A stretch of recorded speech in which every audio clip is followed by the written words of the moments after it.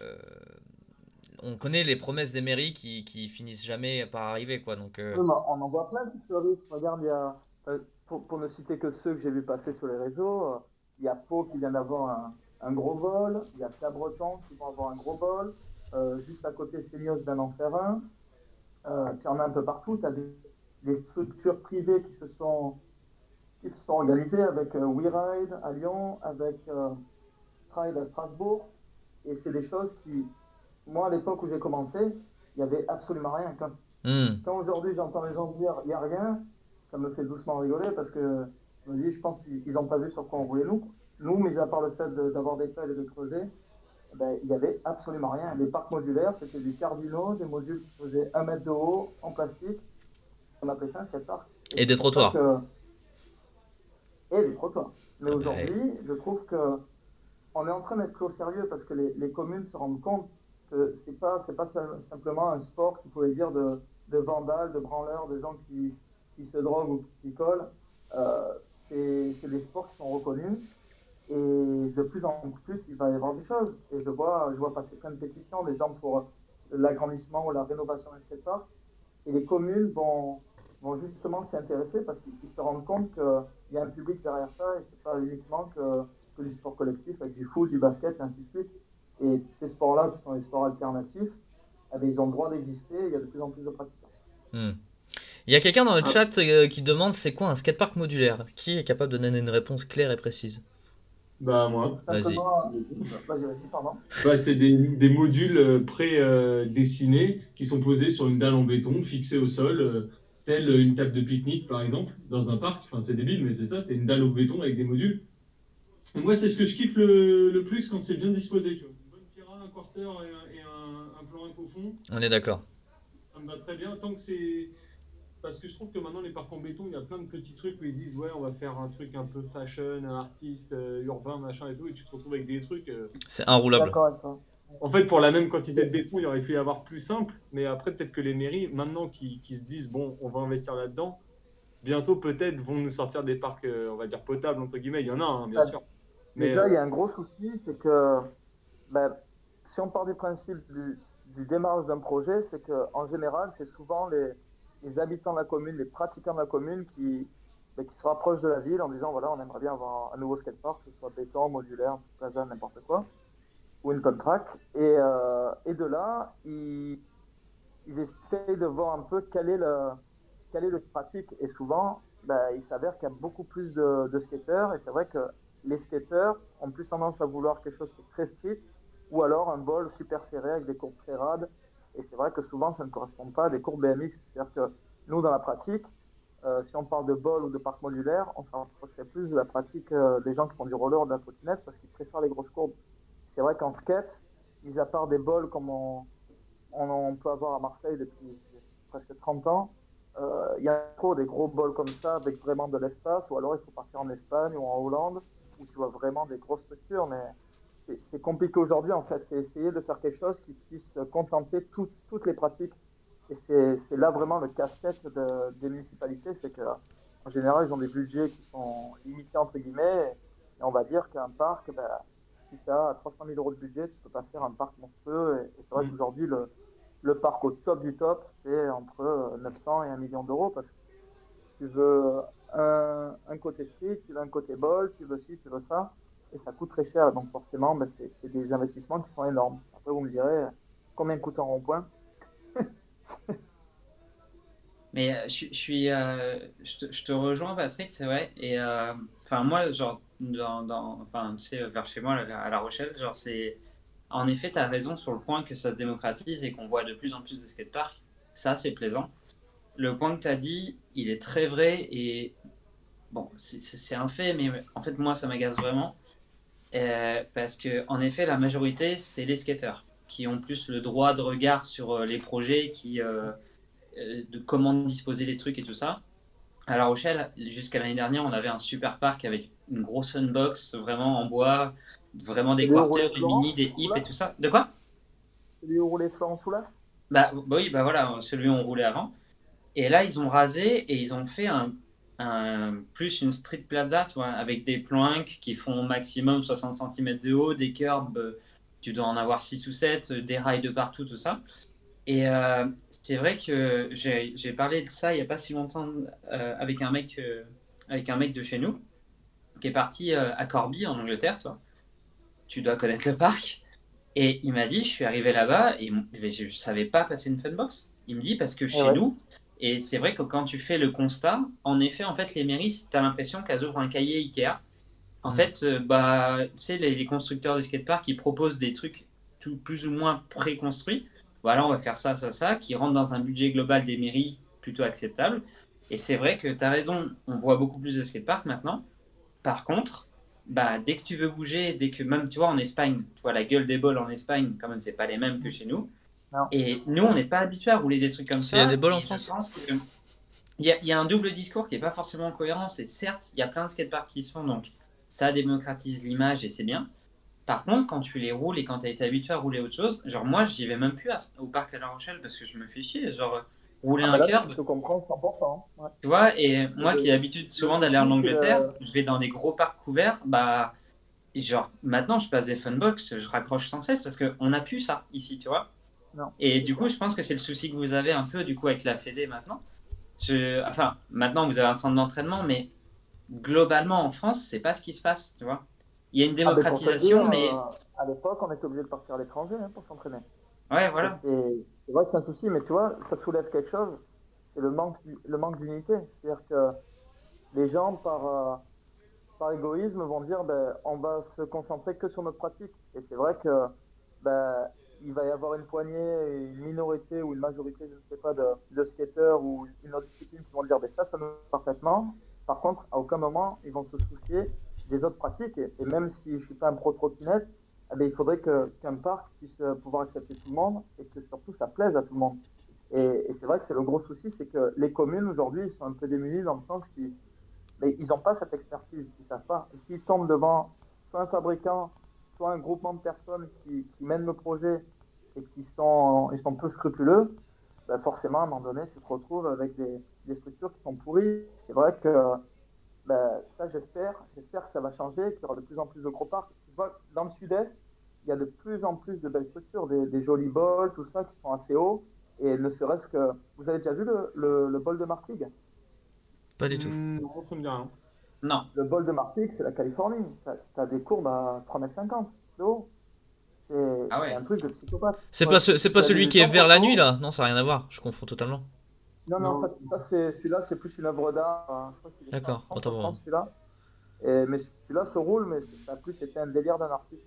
Hmm. Mais Martigues, c'est juste impressionnant. Je l'ai vu une fois en vrai, mais c'est choquant. C'est choquant. Donc, Et, et tu vois, on va genre, y arriver. bah, enfin, j'ai juste une réflexion ce qui me fait parce que genre, cette question, je vais pouvoir la poser qu'à toi, toi. Il n'y a que toi qui vas pouvoir me donner l'élément. Est-ce que c'est pas un peu contre-productif euh, dans le sens où ce que je veux dire, c'est que, ok, on va démocratiser le sport et puis on le sent bien qu'il y a quand même une vague qui porte le truc et enfin, ça se sent un peu partout. Les réseaux, ils vont beaucoup contribuer, genre, bah, les JO, tout ça, c'est hyper plaisant. Mais au long terme, moi je parle vers chez moi, admettons, tu vois, genre entre Nantes et Bordeaux, c'est très très faible. Est-ce que c'est pas contre-productif de vouloir démocratiser en faisant pousser des petits skateparks comme ça un petit peu partout comme des champignons, mais ne pas adapter la structure correctement? Parce qu'en fait, tu vois, genre ça va faire émerger des talents, mais plutôt des talents, tu vois, vraiment très stricts, alors où ce qu'on veut amener au niveau des JO, c'est Hmm, du hmm. parc et de la race. Est-ce que tu penses pas qu'à à terme, ça va poser un souci entre guillemets, de talent pour recruter des trucs comme ça? Pas Ou alors forcément de ça sera talent, mais toujours de localisé dans de les mêmes endroits et ça sera privilégié que pour les mecs qui ont les bonnes structures? Ben, je pense que, encore une fois, ça doit émaner de la demande des gens qui sont influents dans certaines régions. Et tu vois, tu citais Nantes, euh, le parc Le Hangar, qui, je ne sais pas aujourd'hui où ça en est, mais à l'époque, c'était quand même une des plus belles structures qu'on avait en France. Et, Ouais, et donc, ils ont été quand même novateurs. Et puis, c'est quand même un gros risque d'avoir une structure comme ça. Et, et j'espère, c'est vrai que ce que tu dis, c'est totalement vrai. Si on commence à avoir typiquement de la petite street plaza et des communes qui se disent bon, ben, on va faire un équipement comme ça, ben, on a fait un skatepark et on s'en lave les mains, on a fait notre part de boulot. Là, ça ne peut pas fonctionner. Mais tout ça, encore une fois, si on est attentiste et qu'on est là tout le temps à dire ben, on va voir, wait and see, et on verra comment ça va se passer. Ben, moi, je ne fonctionne pas comme ça. C'est-à-dire que je pense qu'il faut que les gens qui se groupent par région ou quoi, et qu'ils essayent en fait de monter des projets qui soient plus conséquents. Et plutôt que d'avoir ben, plein de petits skateparks, plein de petites structures dans plein de communes, pourquoi pas faire quelque chose qui soit au sein d'une grosse commune, dans une communauté des communes, pour faire quelque chose qui soit beaucoup plus gros. Et nous, c'est souvent ce dont Et on est-ce que fait dans tu les langues. penses que. Excuse-moi, je te coupe, j'ai toujours un peu Non, non, un lag. Et est-ce que tu penses que. Parce que tu sais quand même que c'est pas la FFF ou quand même, toi, au niveau de poids. Admettons, tu as une scène que tu vois, tu ressens qu'il y a de la qualité, tu sens qu'il y a du potentiel, tout ça, et dans la ville, voilà, si tu sens que ça bouge pas plus que ça, est-ce que ça serait pas utile, toi, à l'heure actuelle, parce qu'on en a une, avant c'était pas le cas, comme tu disais, que la fédération française, du coup, de BMX, intervienne aussi peut-être là pour se porter garant des propos des gens qui veulent monter une structure? il y a déjà des choses comme ça. Ouais, d'accord, bah, Il j'ignorais. Ouais. existe déjà. En fait, il y a pas de communes qui, un peu partout en France, qui sont terre d'accueil des Jeux et qui, elles, ont fait des demandes pour que leur structure grossisse de manière à pouvoir accueillir euh, les gens de la région pour les faire progresser ou même des équipes étrangères qui voudraient se préparer, s'entraîner en France avant les Jeux de 2024. Et tout ça, en fait, ça débloque des budgets qui font en sorte que ben, les structures grossissent. Et pour ne pas les citer, voilà, il y a des structures dans le sud ou même centre-France dont j'ai eu des appels il y a très peu de temps et qui m'ont dit, ben voilà, on a été sélectionné et donc on va nous augmenter la capacité de notre parc, on va avoir un agrandissement des modules, et ainsi de suite. Donc c'est là où on voit le côté positif. Et Non, ça, mais bien sûr. ça ne sert pas uniquement aux structures clubs, ça sert aussi à l'usage public. Et c'est ça qui est primordial. Et j'ose espérer en fait que, ben, comme tu le dis, on ne sera jamais la fédération de football. Mais par contre, ben, si on arrive à suffisamment bien conseiller les communes, parce que c'est pas non plus la fédération qui doit porter tout le poids sur son dos et à dire, ben, écoutez, nous, on va Non, non, gérer, mais on va donner une qualité, mais ce que je voulais conseiller. dire, c'est que, tu vois, là, je prends l'exemple parce que je le vois, il est en face de moi. Je dis, admettons, tu vois, Antonin, il a dit tout à l'heure que, en effet, chez lui, les structures, elles n'étaient pas forcément dingues. Et, tu Et vois, c'est bon, toutes on les parle quand mêmes. même de C'est la toutes les Normandie, mêmes. c'est pas Genre, nécessairement un cliché. il y a Mais tu vois, 5. la météo Vas-y. n'est pas la même qu'à Fréjus. Non, mais tu vois ce que Non, je veux c'est dire? clair. Si demain ils arrivent à réunir quand même un petit groupe de personnes ou autres, et tu vois, et qu'ils sentent, ils font le dossier, ils ont l'appui, et qu'ils sentent que ben eux ils ont besoin d'avoir une petite structure couverte, voilà. Est-ce que demain, tu vois, le BMX, si on peut garder cet aspect, comment dire, proche et plus ou moins familial qu'on a dedans, faire appel à la FFF, dire les gars, si vous voulez, tu vois, un peu comme tes parents, ils se portent garant de l'appart, s'il vous plaît, aidez-nous, tu vois, on a besoin de quelque chose, tu vois. Please, Et help! ça serait bien Ah quelque ben, chose comme ça, tu vois. quoi qu'il en soit, sur un projet comme ça, bien entendu que si on fait appel à des gens de la Fédé, et j'espère que ce sera nous, comme spécialisés dans le BMX, ben, bien entendu que si un projet est sain et qu'on pense viable, bien entendu que ça sera poussé dans ce sens-là.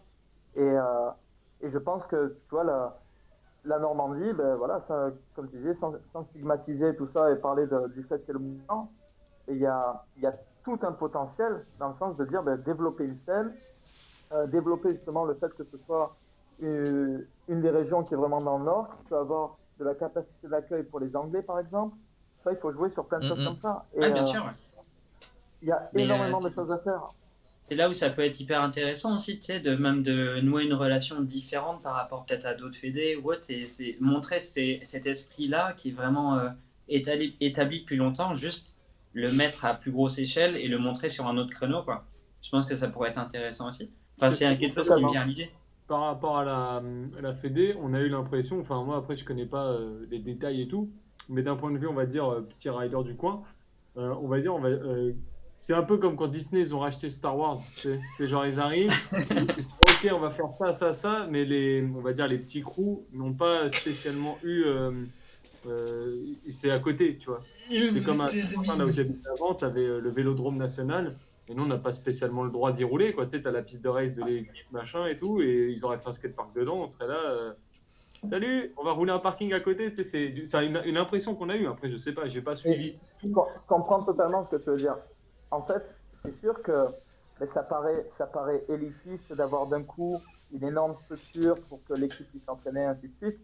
Mais après, si on s'y penche un peu, en fait, le côté mauvais, c'est qu'il y a un énorme écart de structure entre ce qui est rideable aujourd'hui en France et cette structure d'entraînement. Ouais. Mais si on part du principe que cette structure, si elle était en usage public, comment une équipe de France ou du haut niveau pourrait s'entraîner? Ça serait impossible parce que là, d'un coup, tu te retrouverais avec 150 personnes par jour, incapacité totale de Ouais, non, mais s'entraîner. ça c'est normal. Genre, Voilà. Mais Mbappé, il c'est va des pas choses se qu'on pointer entend. au City de son village pour s'entraîner. Bah, c'est normal. Ouais, mais on entend régulièrement me dire c'est une honte que ce Salut soit les pas gars. public. Non, Moi c'était même pas par j'entends rapport à tout ça ça. et je le C'était pas par comprends, rapport hein. à ça. Je savais même pas qu'il y avait une vraie. Enfin, je sais qu'il y a une instructeur à ça, mais c'était même pas une plainte, c'était plus en général par rapport à genre. C'était plus un ressenti. Moi, le parc de la Fédé, je veux pas le rouler, je vais sûrement pas réussir à dropper une des rampes. Mais c'est plus genre, par exemple, euh, Serge Froissart, par exemple, c'est un nom que j'ai entendu, que j'ai vu vite fait. Des fois, on a eu l'impression que, genre, en gros, ouais, c'est comme Skyrock ou quoi, tu sais, ils prennent des gars et ils connaissent pas spécialement. Bon, après, je vois que toi, tu as été dans le coup, donc tu connais quand même pas mal. Mais au tout début, on avait eu ce ressenti du genre, bon, bah, ils ont pris des mecs qui font du VTT ou quelque chose et ils viennent nous prendre notre truc sans nous concerter. Après, depuis, j'ai pas suivi. Moi, je te parle de ça, c'était peut-être en 2013, j'ai vu un truc passer. J'ai pas suivi, c'est juste une impression qu'on a eue. Euh, et oui, je comprends tout à fait que l'équipe a besoin d'un truc d'entraînement. Enfin, nous, on va pas aller faire des pénaux je sais même plus où c'est, là, qui s'entraîne Paris, là, peu importe. On va pas aller jouer là-bas, tu vois, y a pas de souci. Oui, oui, oui, exactement. Une Après, impression c'est sûr qu'il y a pas mal de gens qui se demandaient voilà, sur la légitimité, que ce soit des gens qui soient vraiment du BMX. Après, si on revient sur Serge, ben, au jour d'aujourd'hui, c'est le manager de la filière au sein de la fédération, ça s'appelle Cyclisme. Et donc, il y a le BMX Flat, le BMX Park et le VTT Trial. Et Serge, peu de gens le savent, mais il fait partie des tout premiers mais qui ont participé justement à l'élaboration du BMX en France, tout ça. Et lui, il faisait beaucoup de spectacles. Il a fait des spectacles pour un cirque qui était hyper connu, qui s'appelait Archaos. Donc c'est quelqu'un qui a de la légitimité, mais que beaucoup des nouvelles générations ne voient pas, et forcément mais du fait il y a très longtemps. Mais après, je peux comprendre encore une fois le fait qu'il y ait des gens qui se disent ben, qui sont ces personnes, parce que moi je sais très bien que, tu vois, comme l'exemple, forcément, moi il y a des gens qui ne me connaissent pas, et dans 10 ans, il y aura encore plus de monde qui ne me connaîtra pas. Mais ça, c'est quelque chose, on ne pourra pas nous enlever ben, notre connaissance et tout ce qu'on a fait pour ce milieu. Mais par contre, c'est totalement légitime qu'il y ait des gens des nouvelles générations qui s'intéressent à d'autres riders et d'autres types de riding, ben, qui vont focaliser sur ces gens-là. Donc, c'est sûr que des personnes comme moi ou comme d'autres ben, vont passer à la trappe, mais ça, après, ça s'appelle l'acceptation. Et moi, je sais que c'est quelque chose qui ne m'a jamais dérangé. Je n'ai pas besoin qu'on me reconnaisse ou qu'on me félicite pour ce que j'ai pu faire ou ne pas faire dans ce sport. Je pense que l'important et la question de base, c'est de se dire soi-même, voilà, est-ce que j'ai œuvré dans le bon sens? Est-ce que j'ai fait en sorte que mon sport se soit développé? Et comme ça, je l'entends. Après, je suis totalement conscient qu'il y a des choses qui soient critiquables et des gens qui puissent adhérer ou non. Et ça, c'est humain et c'est normal. Il y a Valentin Pluchet dans le chat qui demande si c'est. pense... Ah, pardon, vas-y. Il y a Valentin Pluchet dans le chat qui demande, qui dit cela manque-t-il pas de communication du coup?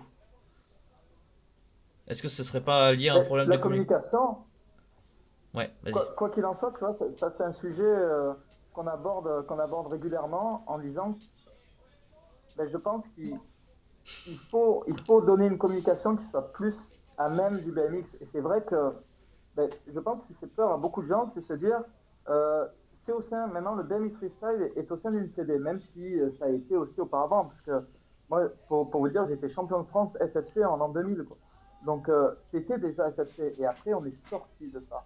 Mais quoi qu'il en soit, c'est cyclique. Et la vie, on verra sur les 10-20 prochaines années que ce sera cyclique. Peut-être qu'un jour, on va ressortir de la Fédé et y revenir dans 10 ans. Ça, on ne peut pas le savoir. Mais la communication, moi, je suis d'accord sur le fait qu'il y a des gens qui se disent ah, mais regardez l'image du cyclisme traditionnel, c'est un peu vieux, ça ne correspond pas au BMX freestyle. Parce que c'est vrai que quand on pense Fédé, souvent, il y a des gens qui se disent c'est de suite le cuissard, le moule bit, et on est sur un vélo de route. Mais il n'y a pas que ça. Et tu vois, moi, je suis fan de DH. Et je trouve que le VTT downhill, c'est un truc de psychopathe. Et pourtant, ben, ils font partie de la fédération aussi. Mais en rien, ça a retiré à la beauté de ce sport. Mais par contre, peut-être que la communication au sein de cette discipline est mieux faite. Et c'est vrai que je pense que quoi qu'il en soit, on a des choses que l'on doit améliorer. Et notamment, la communication, faire en sorte d'avoir quelque chose qui soit plus en corrélation avec notre sport et qui corresponde un peu à nos codes. Et ça, c'est primordial. Et puis, je pense qu'il faut laisser le temps faire les choses aussi. On peut critiquer. Après, là, on ne rentre pas dans les avis de chacun. Les avis de chacun, heureusement qu'il y en a et qui sont clivants, heureusement. Heureusement qu'ils ne sont pas les mêmes d'ailleurs. Il faut laisser faire, c'est le temps. Tu ne peux pas dire demain on crée une équipe, on a une fédé, on fait souvent le rapport ici, mais c'est comme en foot. Demain tu crées une équipe, tu ne peux pas tout espérer et dès qu'il se passe un truc, tu la critiques. Laisse le temps faire les choses. Il n'y a aucun JO qui ne se sont encore passés. Là, pour l'instant, on n'a pas de matière en fait pour juger. On juge juste sur des faits de points de vue et d'opinion. Ça spécule un peu sur ça. Mais en soi, il faut laisser le temps faire les choses, que ce soit 2020, ça ne s'est pas fait à Tokyo. Il y aura plusieurs manières de le prouver. Mais je pense que la plus belle des choses, on ne va pas trop miser dessus, mais le peuple français est très comme ça, hein, très à critiquer ouvertement. Par contre, je t'assure que demain, avec la Fédé, tu ramènes une médaille. Je pense qu'il y en a qui vont quand même dire ah ouais, en fait, c'est pas mal. Même avant ça, il y a plein de gens qui critiquent et qui seront les premiers à allumer leur télé pour regarder les JO aussi. Hein. Enfin, moi, ça, j'en suis persuadé aussi. Hein. Ouais, mais voilà, il faut laisser le temps faire les choses. Il y a 3 ans de ça, tout le monde critiquait justement, comme tu dis, et disait que les Français étaient bidons, que ça casserait jamais 3 pattes à un câlin. Et au final, quand je vois le résultat et où on est allé en 3 ans, ben de voir qu'il y a une équipe qui s'est constituée. Après, sur le choix des riders, pareil, tu vois, il y a plein de gens qui nous ont dit, mais il y a quand même des très bons riders en France. Mais forcément, il y en a plein qui ne font pas partie de l'équipe et beaucoup qui ont été contactés, mais qui ne voulaient pas en faire partie. Et ça, c'est un choix personnel. Et c'est vraiment quelque chose qui se respecte. Et notamment, pour ne citer que lui, Maxime Charveron, que vraiment, c'était pour moi le phare français et on voulait absolument qu'il y soit, mais Maxime, ça ne lui correspondait pas et c'est totalement respectable. Et ça n'enlève rien, mais voilà, c'est qualité de rider, ainsi de suite. Et donc, pour revenir au fait qu'on était très critiqués, quand je vois aujourd'hui qu'en l'espace de 3 ans, on a réussi quand même à se qualifier pour les Jeux, donc c'est en sachant qu'il fallait chercher cette qualif, je pense qu'on n'est pas du tout ridicule. Quand je vois qu'il a pris un titre de champion d'Europe, quand on voit par rapport aux Russes, les Anglais, qui sont loin de la démence, ils font partie des 3 plus grosses nations, 4 plus grosses nations au monde, je me dis que la France, on n'est pas si pourri que ça. Donc c'est vrai que des critiques, comme tu dis, il faut laisser couler et on verra au final. Et quoi qu'il en soit, je trouve que l'aventure est belle et même si on veut des résultats, je pense qu'avant tout, c'est quelque chose qui est lié à une aventure humaine. Et toi, Patrick, sans parler réellement de la Fédé, mais parce que du coup, moi, ça fait longtemps qu'on se connaît. Ça fait, t'as fait quand même énormément de choses. T'es le mec de toujours dans le dirt en France, tout ça. Est-ce que t'avais conscience et que t'as pas eu peur à un moment, d'un point de vue personnel, quand tu t'es lancé là-dedans dans un Fédé, parce que tu le connais le milieu du BMX. Hein. Quand tu as accepté ce challenge, est-ce que tu savais que ça allait être aussi clivant et t'as pas eu peur un peu pour... Tu sais, maintenant les mémoires sont courtes. Hein. Tu sais, les gens, ils ont des mémoires flash. Hein. Donc, que ça écarte un petit peu tout ce que tu as pu faire avant. Est-ce que tu y as pensé à ça? j'en étais 100% conscient et je savais ce qui allait se passer. Et c'est vrai que ben, de ma carrière uniquement de rider, ben, j'ai toujours, entre guillemets, joué d'une bonne image et les gens m'ont toujours apprécié pour la personne que j'étais et même pour mon riding, moi j'espère. Mais euh, c'est vrai que j'avais peur de ça, de me dire ben, du jour au lendemain, on va me prendre en lance-flamme et tout ce que j'ai Ouais, pu bah ouais. entreprendre auparavant va être oublié.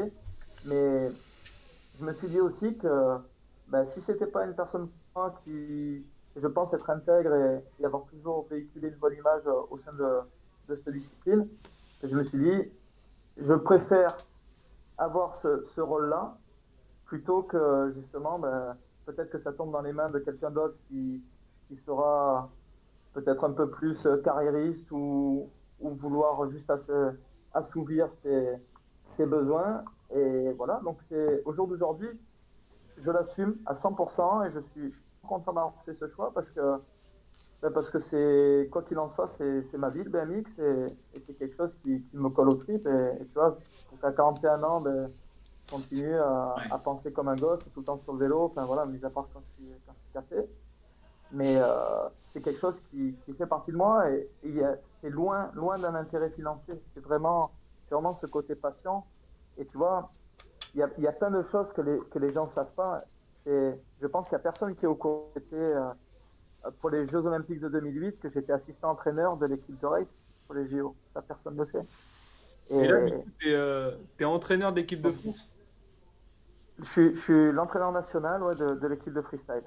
Et à l'époque, j'étais assistant entraîneur de l'équipe de race. J'avais été, en 2005, j'ai été contacté par l'entraîneur en place à l'époque Ouais. qui voulait que je vienne l'épauler. C'est vrai que pour moi, ça a été la première entrée dans ce milieu, même si j'ai toujours entraîné en club en fait. J'avais une section freestyle, j'ai ouvert les premières sections freestyle en France.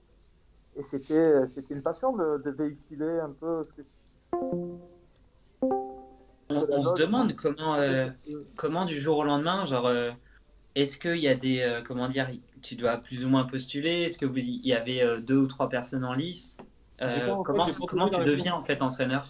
Donc, t'es entraîneur Ah, d'équipe de France. Parce que j'ai coupé à ce moment-là.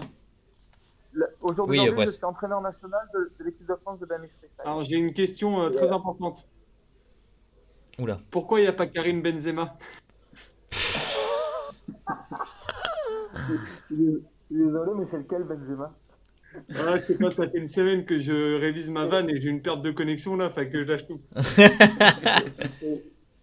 C'est lequel, c'est la Benzema? C'est celui qui se fait un peu mal voir en équipe de Je foot, là? sais même pas pourquoi, je sais pas trop la faire, mais c'était ma meilleure vanne. Mais vas-y, j'ai coupé donc. Et, attends, donne-moi juste 2 secondes. Je suis désolé, il faut que je sorte mon chat, donc il fasse pipi partout, parce Voilà. qu'il a 21 ans, le papy. Ah ouais, Alors, ça nous arrange pas.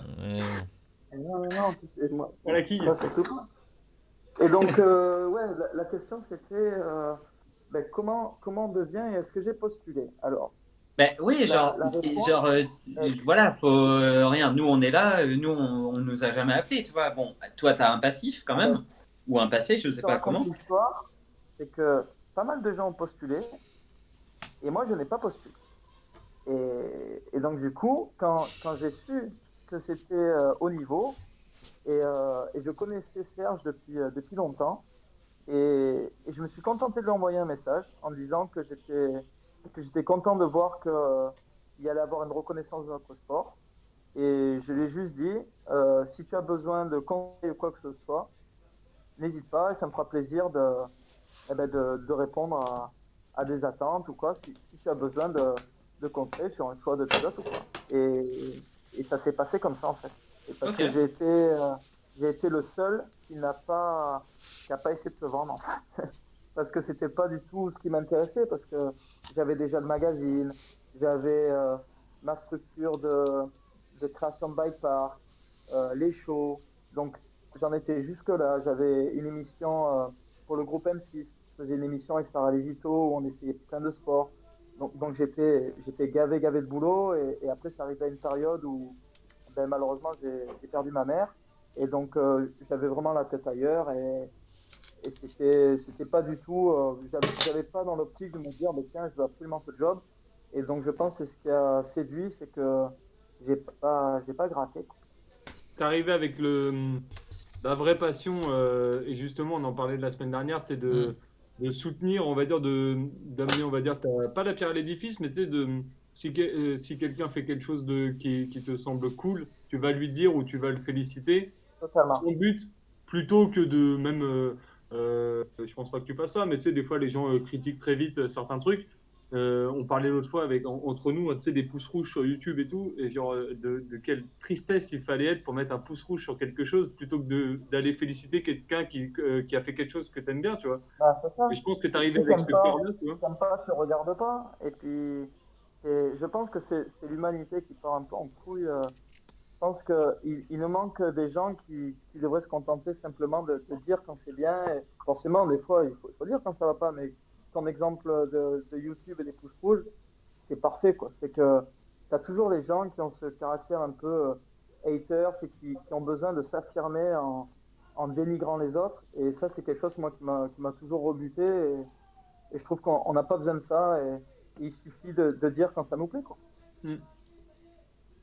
Mais la nature humaine est telle que on est plus facile à critiquer qu'à dire quand c'est bien, c'est vrai. Non, mais après, tu C'est regardes par clair. exemple, l'année dernière, Antonin m'avait fait une petite interview, entre guillemets, à canapé chez moi, et il m'avait demandé ce que je pensais de l'équipe de France. Et bon, j'en pensais pas spécialement du bien, tu vois. Mais on a fait un truc un peu folklore, tu vois. Après, c'était pas non plus tu sais, de la grosse haine, tu vois, mais bon, c'était un petit peu de la vanne facile. Après, voilà, vaut mieux plus être dans le. Là, par exemple, l'équipe de France, je ne saurais te citer aucun rider. Je regarde pas Mais je me forcément doute. ce qui se Moi, passe, je mais saurais citer que Anthony Jean-Jean, c'est tout ce que j'ai comme info. oui, c'est vrai, il y a ça. Mais je vais pas forcément regarder, tu vois, genre, mais après, voilà, j'ai pas de haine pour rien du tout, moi, tu vois. Mais il Ça faut pas. Après, sert quoi à qu'il en rien. soit, la dérision, comme tu viens de le dire, mais ça, c'est normal. Et puis, je trouve que les Français, on est bons pour ça. Et il faut garder ce côté dérision. Mais après, il y a la différence. Tu vois, on a déjà eu sur des réseaux sociaux des gens qui, de la dérision, sont passés à la méchanceté, voire Ouais, même au ça délit c'est de horrible. faciès. Bah, Et ça, c'était compliqué parce que mais ils s'en prenaient à des personnes qui étaient plutôt jeunes. Et moi, c'est quelque chose que j'ai pas forcément supporté parce que je n'acceptais pas qu'on essaie de leur faire du mal. Et c'est vrai qu'au début, c'est parti vraiment au clash.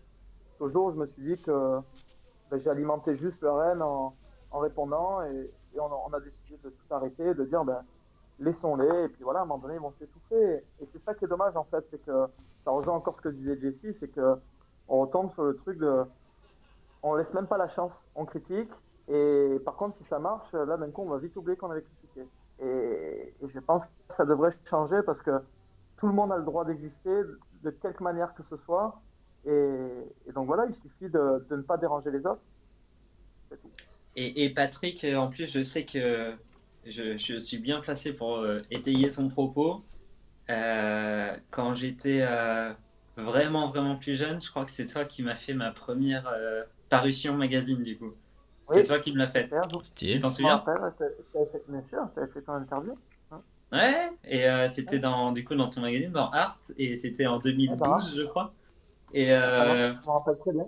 j'étais connu vite fait localement, machin, et Patrick, il m'a laissé faire la double où il y avait même 4 pages, je crois, un truc comme ça, c'était Ouais, cool. ouais, je sais plus comment elle Putain s'appelait propre. cette rubrique, c'était New New Pusher. Pusher. Ça s'appelait. Ouais. Et du coup, voilà, ouais, je t'avais fait, je me rappelle. Hein. Ouais, et pour dire que vraiment ce qu'il dit c'est vrai, Patrick, et j'ai même eu d'autres échos, je pense qu'il est légitime dans ce qu'il fait et il aide vraiment sans parfois connaître. Bon, t'as dû te péter les dents des fois, mais au moins t'as le mérite de Ah, donner la souvent, hein. chance à des gens, quoi. Non, c'est vrai, Mais et écoute, j'en suis la preuve parce que c'était tu humain. m'as fait un truc sans me connaître spécialement ouais, à l'époque. Bah, c'est surtout parce que je pense que ben, quand il y a du mérite, et voilà, et c'est surtout, c'est un plaisir de voir, tu vois, si on était, encore une fois, s'il y avait que l'égoïsme, ou si ben, il y a que moi qui dois manger cette part de gâteau, ben, ça fonctionne pas, et il faut savoir s'ouvrir, et c'est justement ça qui fait qu'on traverse les générations, et moi je te dis, quand je vois aujourd'hui, j'ai des gens qui ont 15 ans, 16 ans, et je me régale, et tu arrives à avoir un discours avec chaque génération, et c'est ça qui est bien, et du moment que tu es vrai, et authentique, ah ben, il y a tout qui glisse, quoi. Par contre, si c'est sûr que tu joues un rôle et que tu es sans cesse dans la tricherie envers les autres, envers toi-même, ça peut pas aller bien loin. Et je pense que c'est ce qui me sauve, c'est que ben, des fois, je suis peut-être un peu trop franc et ça me porte défaut parce que j'ai tendance à voir rouge rapidement. Mais ben, après, souvent, ça a été aussi ma bonne étoile. C'est ce qui permet qui fait ma personnalité.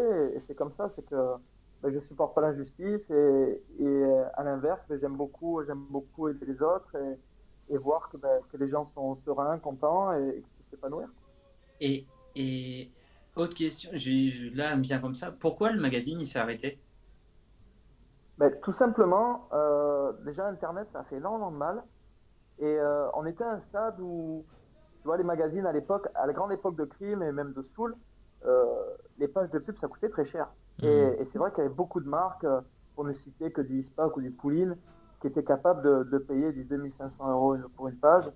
Sauf que tout ça, ça s'est amoindri. Et quand on voit combien coûte l'impression, plus tout le paiement de tous les pigistes, les photographes, et ainsi de suite, nous, avec Art, c'était un magazine qui était quand même de 200 pages, qui était traduit anglais-français. Donc c'était énormément de boulot. Donc, moi, je me tapais toute la rédaction, les interviews, le ci, le ça. C'était compliqué. Je faisais même pas mal de trad en anglais. Et, au bout d'un moment, on s'est essoufflé parce qu'il n'y avait pas beaucoup de monde. Il y avait Alain Massabova, Christian Vananja et moi. Et puis après, il y avait énormément d'intervenants. Mais ça devenait compliqué. Et les pubs, il n'y a plus personne qui pouvait payer parce que c'était la crise. Et on a commencé à le lancer en numérique. Et pour te dire, les pubs, c'était, pas te dire de bêtises, mais je crois que c'était 100 balles la pleine page. Donc Ah à un moment ouais. donné, tu ne peux même plus vivre. Et après, il y avait des amis comme Thomas Caillard, tout ça, on les faisait même pas payer. C'était, c'était gratuit. Ils avaient leur page dans chaque magazine, ou plusieurs pages de pub, il y avait plusieurs marques à représenter. On ne faisait même plus payer, on s'en foutait. Et puis à un moment donné, on a dit bon, mais stop, parce que on y passe des heures. Moi, je me levais le matin tôt, je me tapais des heures et des heures d'écriture. Et on a eu plein de gens qui disaient, mais ces gens-là, ils se gavent, ils font ci, ils font ça. Et pour la petite histoire, c'est pas une blague, c'est que de toutes ces années de magazine, le seul truc qui m'a été payé, ça a été un aller en train, parce que le retour, j'ai dû le payer moi-même, à Paris, pour aller bosser, Oh quoi. là Donc là. et les gens ne voient que le côté financier, se dire, regardez, ça se vend 5 € en kiosque, il y en a 5000 de tirés, et forcément, il y a 25 000 €. Mais si seulement ça fonctionnait comme ça serait Ouais, passé. bien sûr. Hmm. Et, C'est ouf. Antonin, moi j'ai des questions, hein, mais Non, mais moi je suis vraiment, j'écoute parce que du coup, enfin, c'est ultra il y intéressant a, de découvrir tout ça. Donc j'ai pas forcément de questions. Là, moi je suis en full. En fait, là, je pourrais être spectateur je pourrais être viewer ce soir, franchement. Mais non, ça fait plaisir. Non, mais vas-y. moi j'ai une question. Il y Enfin, a c'est pas Poisse aussi, hein, réellement sinon, une hein, Jess. Hein, question. ce que t'as dit, Antonin, j'ai des Quand, questions, mais il y a Poisse aussi. Hein. oui, oui, non, mais et du coup, genre par rapport à tout ce que tu as fait, c'est vrai que quand je regarde en arrière, je me souviens de plein de choses Oh de toi. merde. Et contrairement à plein de riders qui sont dans l'heure actuelle ou même un petit peu avant, on t'a vu sur pas mal de contests en tant que, comme j'ai dit, vraiment représentant de shows, des gros dirt jump, des gros events et tout ça. T'es pro rider, mais c'est vrai que j'ai pas un souvenir de toi vraiment comme, comment dire, tête d'affiche d'une marque de vélo. Je t'ai connu chez Monster, tout ça. Mais c'est vrai que tu vois, vraiment dans le milieu de la pièce, tu sais, comme il y en a plein, hein, tu vois, tu dis un nom de rider, souvent on dit ah ouais, lui il a été, tu vois, tu peux Hmm. énumérer les marques, tu vois ce que je veux dire? Bon. Et c'est vrai que je me suis posé la question cet après-midi et je me suis dit, bah c'est vrai que Patrick, je sais qu'à une époque tu as été chez SCM, J'ai roulé 5 mais, ans pour SNM, moi. mais j'ai été incapable de citer autre chose. Bah, Cox. Mais ah ben, j'ai commencé d'abord. Je roulais pour une marque qui s'appelait Phoenix Bike, qui faisait des couronnes, après qui ont fait des cadres, Ah, qui Phoenix. était français. Ouais. Ouais, j'ai acheté une Après, French SM là-bas, à l'époque. eh oui, Phoenix. Ah ben, c'est mes potes. C'est avec eux que j'ai commencé le BMX. Et j'ai roulé pour Sun, quasiment à mes débuts. Après, j'ai roulé pour DK. Ah. J'ai roulé pour SNM pendant 5 ans. Après, j'ai roulé pour Cox, où j'ai eu mon pro modèle. Après, après Coq, j'ai roulé pour Eastern. Ah oui, J'ai c'est vrai, oui. roulé, ouais, j'ai roulé pour 3-4 R. C'est un truc tchèque, ça, non? Ouais, check. Ouais. Et Mais c'était ça la marque qu'on cherchait l'autre fois, Jesse. Free for Ride. Avec les boîtiers de ouais, pédalier bizarres, là, avec des vis partout en plastique, là. Je me rappelle. Ok. oh mon Dieu, les boîtiers, c'est vraiment de la merde. Alors, par contre, le Ouais. reste de leurs pièces, c'est de la folie. Le rotor, tous les trucs. Le mec a été super intelligent, mais ils sont partis un peu en vrille. C'est Ça con parce existe que plus? c'est tout, du tout, du tout. Ouais. Mais ouais, non, c'est des marques de vélo. Pour te dire, j'ai même été, en fait, chez S&M, j'étais bien distributeur, mais les US, Chris Moller me faisait mes vélos sur mesure. Donc ça, c'était génial. Et ça a été un grand regret en fait de quitter S&M pour partir chez Cox. Et Chris Moller m'avait envoyé un mail en me disant voilà, est-ce que tu es bien sûr de ton choix, tout ça. Et au jour d'aujourd'hui, parce que le mec de Cox c'était un brave enculé, quoi. Et que Et ça ouais, balance ce soir sur Live BMX, messieurs, dames. Il est oh, là ce soir, le mec de quoi? non, En c'est invité tout juste surprise. un arnaqueur, mais il le sait parce qu'il a arnaqué énormément de monde en créant, en rachetant des marques, tout ça. Et c'est quelqu'un qui, je le verrai aujourd'hui. Je ne perdrai même pas mon temps à lui mettre mon poing dans la gueule, mais c'est juste que c'est quelqu'un qui s'aimant du bien et voilà. Donc ça, c'est mon regret, c'est ça, c'est d'avoir quitté une marque authentique comme S&M C'est pour vrai. laquelle je me sentais vraiment Mais bien et choyé. si t'étais bien chez SNM, genre pendant quand même 5 ans, ce qui est pas rien, ça, dans le milieu du vélo, c'est quand même bien hein, de rester chez une marque 5 ans. Ceci, hein. Ouais. C'était quoi? C'était le cachet qui était le plus important? Ouais. Totalement. C'est le fait de, tu sais, c'est comme pour tout, il faut être en capacité de manger aussi, fin du Ben, non, mois. bien sûr, bien sûr. Donc, ben, voilà, il a fallu que je fasse un choix et ça a été celui-ci. Et c'est vrai que ça a été très compliqué. Je recharge mes écouteurs en même temps. Ça a été très compliqué de faire celui-ci, mais bon, voilà, il fallait que je puisse m'assumer totalement financièrement et avancer, quoi. Je t'avais Ouais. vu, je crois, à des VU à Pessac, tu roulais du Résurrection, un truc comme ça, non? Ouais.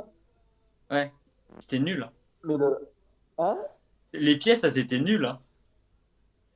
C'est quoi, franchement? Le Franchement, cadre, c'est plus que grave. Florent, il en a roulé, ça cassait comme du verre. Ah oui, il en a cassé plein, lui? Ah bah, Flo, il a roulé genre. Il y avait guidon fourche, Oui. et il y Il y, avait il y un avait cadre tout. aussi, mais il On n'a a pas tout roulé fait. le cadre. Ah, Et en 3 semaines, il a parce que, cassé 3 fourches. En 3 sans semaines? déconner, putain, tu sais que j'ai Ah non, je jamais te rien jure. cassé, moi. What the fuck? C'est vrai? Par contre, je connais plein qui ont la première version, et par contre, guidon et fourche, je savais pas. Si, si, si. C'est de la merde, en fait. Bah What oui. the fuck? 3 fourches en 3 semaines, ça fait une fourche par semaine, c'est abusé. Ouais, mais Après, oui, je mais vais, après, je c'est vais dire un soulasse, hein. truc. Ouais, ouais, ouais, non, mais je suis Il d'accord. y a quand même plein de marques. Quand j'étais chez SNL, Un mois. Hein. Ah ouais? Ouais, 3 cadres en un mois. Ah ouais. C'est à l'époque où je bossais, j'apprenais les front flips, je les ai massacrés les bikes. Donc tout est fragile et solide à la fois. Et enfin, il y a plein de vélos qui pètent. Des Sun, j'en ai pété à tire-larigot. Des DK, je crois que DK, c'est les vélos que j'ai le plus cassés. Ça a été vraiment, je les pétais tous au même endroit. Tous. Putain, pourtant, j'aurais pas dit. Tu roulais en même temps que l'époque de Chris Doyle et tout ça, non? Ouais, carrément. Avec Todd Valkoviak, avec Chris Doyle, Winkelmann, qui avait Lee Ramsdale. Ah, c'était un sacré team. Hein. Bah, de ouf. Ah ouais, Eddie Ramsdale, La ouais, vache. fort. Ouais. Sacré monsieur. Là maintenant, quand tu le vois, Lee Ramsdale, il s'occupe, il Ah, est chez sur tous les Mongoose. tests. Comment Oui, il Ouais, fait tout maintenant. Ah, c'est Et lui qui est chez avant, il Mongoose, était- d'accord, ok. il a longtemps été chez Eastern. complètement, ouais. Ouais, ça a été même le team manager Mhm. à la fin, quand j'étais encore chez Eastern, c'était lui qui s'occupait de moi. J'aimais bien son ok. délire à lui. Je trouve qu'il a apporté une bonne vibe. Il a une bonne Ouais. ambiance. Grave, mais toujours, hein, c'est un mec qui est toujours présent, mais par contre, il est complètement détruit, il arrive quasiment plus à marcher. Ah la vache. Ouais. Ah bah il marche, on dirait c'est pas pour me moquer, mais on dirait qu'il a fait 800 bornes sur un cheval, quoi. Ah ouais.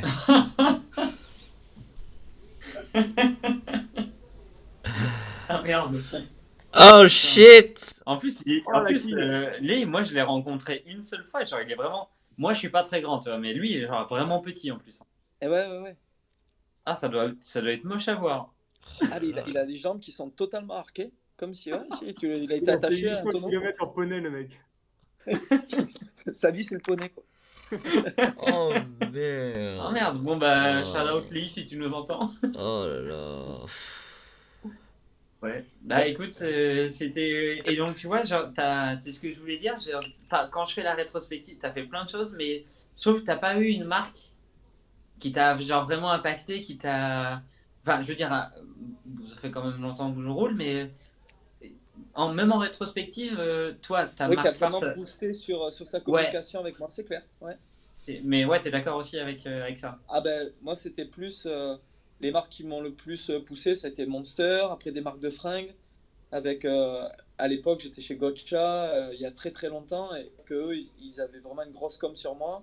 Et après, ça a beaucoup été Monster et surtout en Europe, quoi. Ils ont beaucoup poussé dans tous les pays de l'Est avec ben, l'Autriche, l'Allemagne, tout ça. Ils ont fait beaucoup de com avec moi. Mais après, tu vois, ben, tu as toujours le revers de la médaille. C'est-à-dire que c'est des marques qui sont. C'est génial et on passe du bon temps et forcément, ça nous permet de vivre de notre sport. Mais par contre, ben, aussi vite arrivé, aussi vite parti. C'est-à-dire que tu as souvent la délusion et tu as beaucoup de riders, d'athlètes qui finissent en dépression après avoir été sponsor par des grosses marques comme ça parce que on te donne l'impression que tu fais partie d'une famille, mais ça n'existe pas. Et moi, je m'y étais préparé. Et c'est vrai que bah, du jour au lendemain, tu reçois un email qui, la veille, normalement, c'était mon pote, mon frère, mon ci, mon ça. Le lendemain, c'est quelque chose de très formel où bonjour, voilà, ben, on en reste comme ça. Merci pour toutes ces années, basta, quoi. Et c'est comme ça, Ah, hein. Et horrible. c'est des choses qui sont assez choquantes. Et moi, honnêtement, pour l'épisode Monster, ça a été un soulagement parce que j'avais trop de pression de l'athlète manager et qui on ne s'entendait plus et du coup ça me convenait plus, je savais plus pourquoi je faisais du BMX en fait et je C'était sais pas qui si à c'était pour l'époque? l'argent quoi. Moi je dépendais pas de la France, je dépendais de l'Europe. J'avais aucun lien avec la France, hein. Oui, parce qu'à cette époque-là, c'était Raphaël Oui, mais lui en gérait la France. France. Oui. Oui, voilà, c'est Voilà. ça. Et Donc, mais du coup, en Europe, c'était qui? en Europe, tu avais Simon Mosley qui lui était un des directeurs pour tout ce qui est sportif, qui lui Ok, était au ouais, je top du connais pas. top. Après, il est parti et l'autre, c'était un ancien rider BMX Ok. qui, au final, pour la faire courte, ben, il a mis un peu tous ses copains qui étaient davantage du street et cette année-là, ils ont dégagé Main et moi. Mais on a été Ah. dégagés comme des merdes, quoi. Et ça a été un peu choquant, quoi. Mais bon, sur le coup, franchement, je me suis dit, ok, je perds tout cet aspect financier, mais au final, je gagne ma liberté. Et ça a été. Ça a Mais été le top. Parce Et que là, j'avais plus de pression. maintenant, t'as quoi comme vélo? Aujourd'hui, j'ai un. Avant, je roulais jusqu'à il y a encore quelques semaines, je roulais avec un Tall Order, Ok. qui est la marque de basket. Et pareil, tu vois, qu'un pote, donc du coup, ben, je voulais absolument rouler un de ces vélos. Et, il paraît et qu'ils puis sont vraiment maintenant, là, je chouettes me ces suis vélos. Moi, fait. j'ai pas roulé ces pièces, mais apparemment, c'est vraiment de la bonne cam. C'est quoi, franchement? C'est de la bombe atomique, ces bikes. C'est hyper rigide, ils sont top. Et c'est des vélos qui sont durables. Mais je me suis fait un délire de quadragénaire. J'ai voulu tester de me faire un bike avant d'arrêter le BMX, de faire un vélo entièrement en titane. Donc là, je suis parti en. Ah. Mm. Et bah justement, tu l'amènes bien. Tu te sens toujours chaud, hein, enfin chaud. T'es pas genre là en mode cassé en mille à chaque fois que tu fais un bunny ou comment, Alors, comment tu ressens le truc? pour la petite histoire. Non, je suis vraiment cassé de partout. J'ai eu énormément de fractures, mais je continue à rider. En fait, j'ai eu un petit accident là, il y a 2 mois. Je suis tombé un peu fort sur la tête et je me suis un peu sauvagement abîmé le cou. Et du coup, au jour d'aujourd'hui, là, j'ai 2 hernies cervicales et j'ai un rétrécissement du canal où passe la moelle épinière. Hop. Donc, Donc ça, c'est un peu moyen. Et je suis dans l'attente, en fait, de... J'ai vu un médecin il y a quelques jours, mais je suis dans l'attente de voir un peu au niveau cérébral s'il y a pas des atteintes, tout ça, À ce point-là. parce qu'il voudrait être sûr avant de me faire reprendre. Mais autrement, ça ne gêne pas non plus. Je peux rouler, tu vois. Aujourd'hui, je suis allé faire du VTT avec des potes. On s'amuse, on saute, on fait les cons. Mais le BMX à proprement dit, maintenant, quand je pratique depuis quelques semaines, ça me donne un peu des fourmis dans le bras Ouais, je gauche. comprends. Donc j'y vais un peu cool en attendant d'avoir le feu vert. Mais autrement, non, je roule toujours. Je fais toujours du spectacle, je fais toujours le débile. Mais voilà, un peu moins que. Ok. Donc ça va, ça donne un petit peu d'espoir quand même. Ah, mais si on s'entretient, on peut rouler très très tard. C'est ce que tout Et le j'ai monde des dit, ouais, potes qui effectivement. ont 50 ans qui roulent et qui roulent bien, franchement. Ouais, j'ai un ami Mais qui roule à 50 ans aussi, grave cool. ouais, ah, mais Ouais, c'est ouais. ça qui est Mais il top. a repris à 47, donc il est pas, il fait pas des bunny backflips, mais Et ouais. il a un sourire jusqu'aux oreilles à chaque fois qu'il fait, même quand il drop un truc un peu haut ou quoi, tu sais, c'est un plaisir de rouler avec ce gars-là. Donc, Bah, grave, mais c'est là où tu vois en fait que les générations, il y a pas de clivage. C'est juste du moment que tu vois des gens qui prennent du plaisir et le niveau, on s'en fout, quoi. C'est juste voilà, de voir quelqu'un qui kiffe, quoi. Et c'est ça qui est bon. Et souvent, moi, j'en ai plein avec qui je roule qui vont me dire, ouais, mais euh, j'ai pas ton niveau ou moi, je ferai jamais ça. En même temps, on s'en fout, quoi. Il suffit juste de prendre ton plaisir. Et moi, je sais que pour ma part, c'est ce qui fera qu'un jour, je ferai un arrêt brutal. C'est que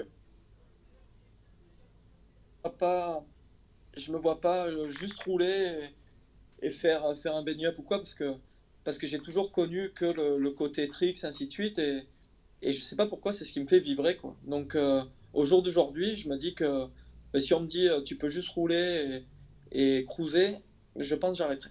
Par contre, si on me dit tu peux, Ah tu ouais. peux reprendre, ouais, tu- là, je reprends les connes. T'auras même pas le ok. plaisir d'être sur l'objet? Bah si, carrément, mais le pire, c'est que je suis tout le temps dessus. Même si là, Mais, depuis quelques temps, je roule pas, je suis tout le temps sur mon bike, à faire le con. Tu vois, même avec mais ma du, fille, du, du coup, ce aller faire que, ce faire que un tu tour. dis, c'est que même si demain on te dit, tu vois, tu peux faire du BMX, cruiser, juste avoir du plaisir, genre normal à être dessus, tu seras frustré, genre ça te Ouais, je fera de pense que la peine en c'est fait. ultra frustrant hein, de se dire ça quand même, de se dire vas-y j'ai le BMX dans les mains et entre les pattes et je peux rien faire à part pédaler quoi. Enfin, Oui, mais il y a forcément un jour où physiquement, tu vois, genre, Totalement. tu sais qu'à oui, 75 ans, tu peux pas enfin, tu pourras dropper dans un bah, an, et mais ça tu se trouve pourras la pas faire, médecine et tu ça se trouve vois. la médecine d'ici là on aura des jambes bioniques, on pourra faire ce qu'on veut. Tu sais pas Mais, frère, tu sais mais, pas. mais Putain, m'en voilà, parle pas, c'est mon rêve, ça fait c'est 10 ans que dommage. j'attends ça, moi. De quoi? Et Et d'ailleurs, t'as tous les gens qui font des comment trucs, tu te ils lèves font un des bonnes matin? choses. Je me souviens avoir vu ça. Genre, comment tu te lèves un matin, tu te dis, tiens, je vais faire un double backflip Condor. C'est vrai que c'est C'est sympa. c'est quand même C'est, c'est c'est- quand même très con comme idée, quoi. les réveils ont Moi, l'air il faut sympas des chez jours, toi. hein. Tu sais, moi, je vois un set de marche, je me dis, bon, bah, peut-être le mois prochain, machin. Et toi, tu te lèves, tu dis, tiens, je vais me faire tracter par un Ok. winch et je vais faire un double flip Condor et allez, chala, ça passe. En fait, je suis un éternel insatisfait Oh, enfin et c'est bon. con, mais tu vois, par exemple, quand j'ai fait mon record du monde, là, d'avoir fait le double flip de 1 mètre, franchement, ce truc-là, ça m'obsédait. Je, Pendant 2 ans, je pensais qu'à ça, je voulais le faire, je voulais le faire, je voulais le faire. Écoute, le soir où je l'ai fait, ben, j'étais hyper content, mais je suis Pas allé Il fallait boire en rassasié. faire une 3. bière avec l'ostéo et je dis, ben voilà, c'est fait. Et le lendemain, je pensais déjà à autre chose. Parce que c'est pas le fait d'être blasé, c'est le fait de se dire, ben, ah, c'est bon, j'ai, grossièrement, je vais pas me pignoler pendant 2 mois là-dessus, quoi. Et du coup, ben, le lendemain, je suis passé à autre chose, quoi. Et je me suis dit, ben, tiens, qu'est-ce que je pourrais trouver comme nouvelle connerie à faire? Et c'est vrai que c'est ça qui était rigolo quand j'avais l'émission pour le groupe M6, c'est que tout ce que je voulais faire, on l'essayait. J'ai surfé une vague avec un BMX, on a accroché un BMX sur une planche de surf, tu vois. On a fait plein de trucs comme ça à la con, on a fait. Bah, C'est ça, après, ça c'est ça reste le plus truc. du divertissement que de la perf pure, on va dire. Mais c'est rigolo. Mais c'est le délire. Et en fait, Hmm. moi, je vois le sport comme ça. C'est comme le jour où je me suis levé, je me suis dit, ben, je vais faire backflip en moto. Et il y en a qui sont pros en moto, quand ils apprennent, ils en font une centaine dans un bac à mousse. ben, j'en ai fait 10 dans le bac à mousse et j'ai dit, ben, vas-y, on y va. Et mon pote s'est mis à filmer et je suis parti et je l'ai fait sur la terre, quoi. Putain, Et je savais pas c'est. que t'avais mis flip en moto. Ouais, je l'avais fait pour ma vidéo des 20 ans de ride, une vidéo Monster. Et il y a. T'as Non, des mais énormes baloches. Ça, c'est quelque Ouais, chose je sais que pas si. Antonin et moi ne connaissons pas. Non, non, pas du tout. On fait pas ça. Non, non, non. Non, mais c'est que, encore une fois, chacun il trouve ses sensations là où il désire et Bien surtout, sûr. chacun a ses limites. Moi, mes sensations, c'est les C'est pekching, ça ça le va, truc c'est en pas fait. trop risqué. Je me lève pas le matin en me disant, vas-y, je vais faire un backflip to pekching. Non, c'est bon, ça suffit. Un pekching sur le trottoir, c'est très bien. Et surtout, alors je dis vraiment peut-être des bêtises, il n'y avait pas un record de flip qui était déjà établi, mais c'était un flip, non? Oui, C'était pas il Mike y avait un Escamilla? flip. Oui, exactement. Mais Ouais. Et quel toi, ancien tu l'as. Il avait fait VTT, ça. oh là là. De quoi? Et après, Quel en, ancien en VTT. VTT, il y a Kamzing qui a fait un flip sur 30 mètres, si je dis pas de bêtises. Ouah! Mais après, encore une fois, ça enlève en rien ce qu'il a fait. Mais faire un seul flip sur 30 mètres, moi, s'il veut, je le fais en BMX. C'est pas, comment dire, faire un flip, c'est pas très compliqué. Par contre, dès que tu commences à accélérer, à avoir plusieurs rotations, là, ça devient chaud parce que il faut forcément l'arrêter, alors qu'un flip, tu l'arrêtes quand tu veux. Et c'est. Après lui, voilà, c'est des couilles énormes parce que la bosse, ben, ça vient vraiment d'une grosse descente et tout, c'est dingue. Mais moi, je pars du principe que tout est réalisable du moment que tu te prépares. C'est tout. Et est-ce que tu as entendu ce qu'a annoncé Scotty Cranmer? Bah, du coup, tu as pu voir qu'il s'est blessé il y a 4 ans. Hum, Ça, t'avais suivi. Et en gros, Scotty Oui. Cranmer, il a lancé une marque de vêtements qui s'appelle. Oh, je sais plus comment elle s'appelle. Bref, Push the. Fort. Ouais, je sais plus. Ah, je sais plus. Et en gros, il a dit qu'il allait refaire un backflip. C'était son objectif. Et Ah, justement, putain, il dit un backflip, c'est trop facile. En fait, il dit c'est de la technique. La technique, Oui. il n'a pas le corps. Et là, en fait, son but, c'est juste de se recréer le corps juste pour justement faire ce trick. Mais il dit qu'il va refaire un backflip. Et quand tu regardes comment le mec descend un trottoir maintenant, tu te dis, bah, il a de la volonté, tu vois, c'est impressionnant. Ah, c'est Mais vrai c'est que qu'en lui, 4 ans, franchement, il est enfin, passé de. Ouais, il est passé c'est d'immobile horrible à. de voir ça. Ouais. Et même, moi, celui qui m'a le plus choqué, c'est Mike Etken, que vous connaissez tous. Ouais. Ouais. C'est C'est Mike qui Etken, Makaken? quand on Connais était pas. au Red Bull Dreamline, mais il avait déjà eu son accident et il est venu rouler. Et moi, j'avais cette image de Mike Etken. Pour moi, c'était la légende du dirt, et que ce soit en style et tout. Enfin, ce mec-là, il n'y avait rien acheté, tout était parfait, quoi. Et de le voir rouler, il avait toute une partie de son corps, je sais plus si c'était la partie droite ou partie gauche qui était à moitié paralysée. Et les bosses, franchement, ne faisaient pas rire. Il avait des sauts de 10 mètres et tout ça. Et le mec, il est tombé à un moment donné, mais comme une poupée de chiffon. Et je me suis dit, mais ils sont fous, ces ricains, de le faire rouler parce qu'ils vont le tuer, quoi. Et pareil, tu regardes, comment il s'appelle, Brett Banazewicz, Mad Dog. Enfin, c'est de voir ces mecs-là qui ont tout explosé pour le BMX, qui ont vraiment écrit une grosse page dans l'histoire de ce Bah, sport. il y a eu Et aussi. de Bah, voir où ils en sont, c'est c'est là où trop tu te triste. dis que vraiment le dirt, visuellement, genre, c'est impressionnant. Et même niveau technique, on dit, bon, bah, le street, maintenant, il est quand même à un autre niveau, le parc, il est à un autre niveau, machin. Mais quand tu dois tomber sur des bosses de dirt, là, à l'heure actuelle, bah, du coup, tu as cité les noms, là, Brett Panasevich ou autre, mais moi, je pense à un autre nom à l'époque, je l'avais vu, c'est un des pires trucs que j'ai vu, je crois. C'est Stephen Murray. Et Stephen Murray, genre, déjà à l'époque, ça en avait calmé plus d'un, quoi. Tu vois, il y a Ouais. Brett Panasevich, du coup, Mike Etken, il y a plein de mecs comme ça, et tous, Ouais. c'est sur des énormes doubles, quoi. Exactement. Et puis moi je sais que Steven, ça m'a hanté. Ça m'a hanté son accent et sa tétraplégie, tout ça, ça a été quelque chose qui a été très compliqué pour moi parce qu'on faisait pas mal de contests ensemble et tout. Et c'est vrai qu'après, j'ai ridé pour cette marque. Quand il a lancé Stay Strong, j'ai roulé pendant Ouais. des années pour eux. Et, pour moi, c'était un honneur. Et tu vois, pour te dire, quand j'ai commencé à faire des double flips, et c'est vrai que Steven s'est blessé en double flip, eh ben, Bah ouais. je T'y pensais faisais ou toujours pas? double flip ben, je portais tout le temps les chaussettes Stay Strong. Et je Mais, pouvais pas faire double flip sans avoir ces chaussettes-là. Ouais, mais même, c'est en dingue, hein, même en psychologiquement. maîtrisant le trick, t'avais pas genre cette image-là, vu que tu dis que ça t'a hanté, et je pense Ah, qu'on est mais beaucoup. je l'ai toujours, hein. Je l'ai toujours. C'est c'est un truc, j'y pense à chaque fois parce que c'est, même si j'en ai fait des centaines de double flip, c'est pas un trick qui est anodin, c'est un trick qui est dangereux et, et voilà, tu peux tuer. Donc, c'est un truc sur lequel à chaque fois je me concentre bien, je fais attention. Tu peux pas te dire, bon, ben, c'est bon, j'en ai fait 10, maintenant je le maîtrise. Ça, tu peux le faire sur certains tricks, mais encore, des fois, tu vois des gens qui se broient sur une connerie. Et Ah c'est ouais, bien surtout sûr. en plus les doubles de dirt. Enfin, moi, le dirt, je t'avoue, ça me fait flipper de ouf. Et en fait, Ouais. tu vois, là où j'ai grandi, où j'ai appris à rouler, la Funbox arrive à un moment donné, on l'a montée en bunny. Tu vois, c'était un peu le plus gros bunny du parc. On montait la Funbox en bunny. Elle était assez cool à passer, mais ça m'a toujours terrifié les gros sauts. Et les doubles, j'ai dû en sauter peut-être une avec des palettes, mais tu sais, les doubles pour les enfants, là, sur les côtés des pistes de race. Une double de pump Et, euh, track. et en fait, ce que j'aime pas enfin, qui me fait peur, c'est que tu vas C'est faire le ta trou. session verte, t'es à l'aise et tout, tu te sens un peu chaud, tu reviens le lendemain, il y a eu un coup de vent, la bosse, elle est pas pareille, tu Ouais, c'est vois. un truc de ouf. Et c'est impressionnant. C'est pas genre tu reviens, ton spot c'est le même. Là, juste un mec qui a fait un dérapage avant, t'arrives, tu te prends un caillou, mais pour moi, ça me fait flipper, tu vois. Après, Et je suis quelqu'un surtout, qui t'as a pas peur. d'échauffement. Tu vas sur un contest, la première, elle fait 10 mètres. Eh ben, ta première bosse d'échauffement, ça sera celle-ci. Ouais, Ouais. c'est ça. Et puis tu peux te planter de la première, Et quoi. en fait, t'es obligé de te jeter alors qu'il y a un trou quand même. Tu vois, tu vois ce que je veux Ouais. dire. Tu peux Là, pas dire, c'est. ouais, tâte un peu, tu sais. Nous, ça nous arrive, tu arrives sur un parc, tu montes le quarter pour un peu tâter et tout. Là, c'est genre, fais un big air, tu vois, juste, Ah ouais, allez. non, mais c'est ça, hein.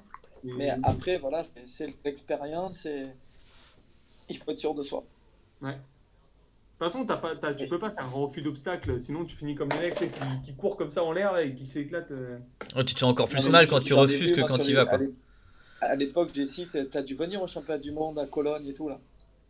Cologne, ouais, T'es ouais, jamais allé là-bas? sous le pont, là. Tout le pont, là. Mais Ouais, chaque année, mais t'avais des mecs mais qui se broyaient sur le dirt, qui allaient ouais. en se disant, bon, allez, c'est la fête, et les gars, ils repartaient. Les ambulanciers, quoi. Bah, Et le pire, c'était c'est fou. les mecs qui envoient des tricks, genre des rotations, et qui font des refus, enfin, qui retombent genre sur Ah, mais le dos de la bosse, là. Ouais, c'est Oh ça. là, j'ai cette image de ce mec qui avait sauté. Et pareil, il avait fait le con, et il avait tapé sur l'arrière de la bosse, mais il s'est endormi instantanément, quoi. oh là là. Et il avait dégouliné le long de la bosse, quoi. Ah ouais, ça c'est vraiment. Mais même à regarder, ça doit être tellement traumatisant ce genre de truc. Enfin. Après, tu sais, dans le street ou dans le parc, t'as aussi des gamelles comme ça qui sont. Enfin, moi, là, c'est la première gamelle qui me vient toujours en tête, c'est celle de Brandon Biggin sur son Edit OSS où il fait le half cap de El Toro et puis il atterrit, c'est de traviole et il s'éclate vraiment la Oh. tête comme ça, là. Celle-là, elle est Ah, horrible. c'est Mais je horrible, trouve ça. que celle en dirt, toutes les gamelles que j'ai vues en dirt, je sais pas pourquoi, mais en fait, tu sais que le gars il est en l'air, et une fois que tu le vois en train de faire le refus, tu dis, bah là en fait, il est juste mort quoi. Enfin, t'as juste aucun échappatoire quoi. Et je sais pas, les gamelles en dirt, moi ça m'a toujours carrément fait plus peur que le street, et du coup, je crois que j'ai jamais roulé de la dirt de ma vie. En vrai, je crois que j'ai jamais Mais posé mes là, roues. Patrick, juste pour faire un truc, genre, je suis en train de réfléchir. À l'heure actuelle, en France, il y en a des Français qui maîtrisent vraiment le double flip là en dirt. Ouais, ouais, il y en a. Les Il y frères a Bringer, non, ils le font pas? les frères Bringer, tranquillou. Après, en VTT, il y en a plein, des Français, qui gèrent bien, qui viennent Ouais, mais BMX à la base. vraiment en BMX, c'est vraiment, comme tu disais, c'est pas un truc qui est anodin, quoi. C'est pas un truc que tu vois Et non, parce que souvent. c'est un truc qui, souvent, soit tu tournes pas assez, soit tu tournes trop. La complexité de ce trick, c'est de l'arrêter au bon moment. Et Mais c'est vrai que, alors, comment moi, t'arrêtes un backflip? Ouais, je comprends pas. en, en gros, un double flip, c'est tout le monde va se dire, ah ben je vais tirer le plus fort possible. Alors que ça marche pas du tout comme ça. C'est C'est comme un 3 c'est en la gros, tête? c'est tu fais exactement le même départ qu'un flip normal, donc tu as l'impression que tu tournes pas, mais c'est juste la position que tu vas avoir sur le vélo et l'écartement de tes bras, et après le fait de gainer, de rester dans la position, qui vont faire que tu vas tourner. Mais il y en a plein qui pensent qu'il faut saquer au maximum dans l'éjecte, alors que pas du tout. Tu arrives à la même vitesse qu'un flip normal, et tu pars comme un flip normal, mais par contre, tu restes en position. Et en général, moi, ce que je fais, c'est une fois que j'en ai fait un, je relève la tête pour voir où j'en suis. Et hop, je renvoie. Et le fait de faire ça et de te recompresser sur le vélo et de, comment dire, de reprendre ton centre de gravité, ça accélère le geste. Ah, t'as le temps de relever la tête quand même entre les deux pour voir où est-ce que t'en es. Oui, Je trouve ça c'est inhumain. furtif, hein, mais Je trouve ça tellement dangereux. souvent c'est peut-être même que le regard, mais c'est un temps d'arrêt. Et souvent, moi, il y a plein de double flips que j'ai fait où on voit vraiment que je fais un et deux. Parce que ça me permet de me rassurer, de voir exactement où j'en suis, quoi. Ouais, tu fais un Oh, backflip, tout backflip t'as un quoi. bourbier là-haut, là. Oh ouais, tu dois avoir des petites étoiles partout, tu sais, quand t'atterris. Tu fais pu, pu, pu, pu, pu. Ah ouais, je comprends pas. Ben, Il y a vraiment Mais des tricks comme même à ça, l'international, il n'y a pas non plus 1000 gars. Là, il n'y a qu'un mec qui me vient à l'idée qui, genre, vraiment gère le double backflip, qui en fait souvent, c'est Andy Buckworth. Buckworth, lui, c'est un de ceux qui le maîtrise le plus. T'as Mais. Nastasio, Ah oui, t'as Nastasio, ouais. Camacho, Luc Parslow à l'époque. ça pourrait se Ah, mais des mecs que barrer. tu vois Oh, toujours là. Flo, je me rappelle, lui. Il avait un vélo T'as jaune dans les Pietri. compétitions à l'époque. Enfin, que je regardais. Après, ça dépend sur les structures. Moi, demain, tu me dis fais-le sur une funbox, même pas en rêve. Je le ferai pas. Ah Parce ouais? que sur une funbox, il va falloir arriver et forcer. Et ça, je veux pas. Moi, je préfère faire sur un gros saut et vraiment prendre de l'amplitude. Ouais, donc en fait, il n'y a vraiment pas grand monde qui l'a, quoi. Non, non, non. Il y en a beaucoup plus qu'avant. Avant, on était très peu. Et maintenant, il y en a beaucoup plus. Tu regardes Brian Fox, qui l'avait Ah oui, fait voilà. au fil d'une année en transfert, c'était dingue. Mais lui, il est complètement fou. Complètement fou. Ah, il Il est a massif une comme mec, en énorme plus. équipe. Ah, puis toutes les rotations, il fait des 1080 sur spine. Enfin, c'est dingue. Dingue, dingue, dingue. Dès qu'il y a des Est-ce que tu rotas. as déjà. Alors, j'ai deux questions qui n'ont rien à voir. Mais vraiment rien à voir.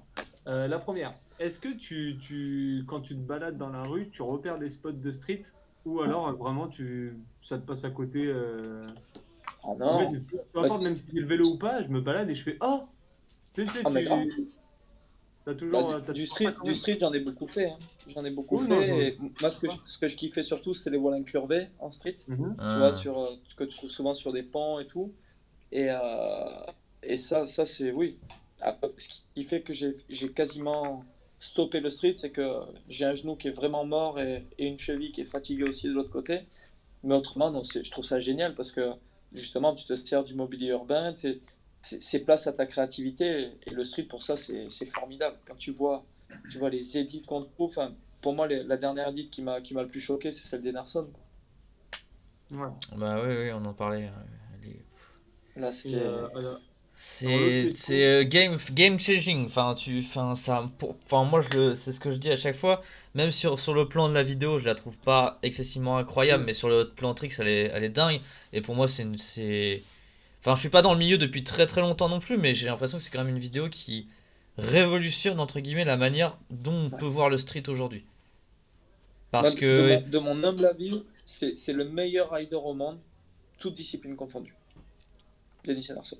bah, il est tellement Toute discipline de polyvalent. BMX Et ben, il est autant capable de faire du dirt, du park, du Ah oui, donc street, dans le BMX. Dans le BMX. Ouais, dans Pas le dans le genre. BMX.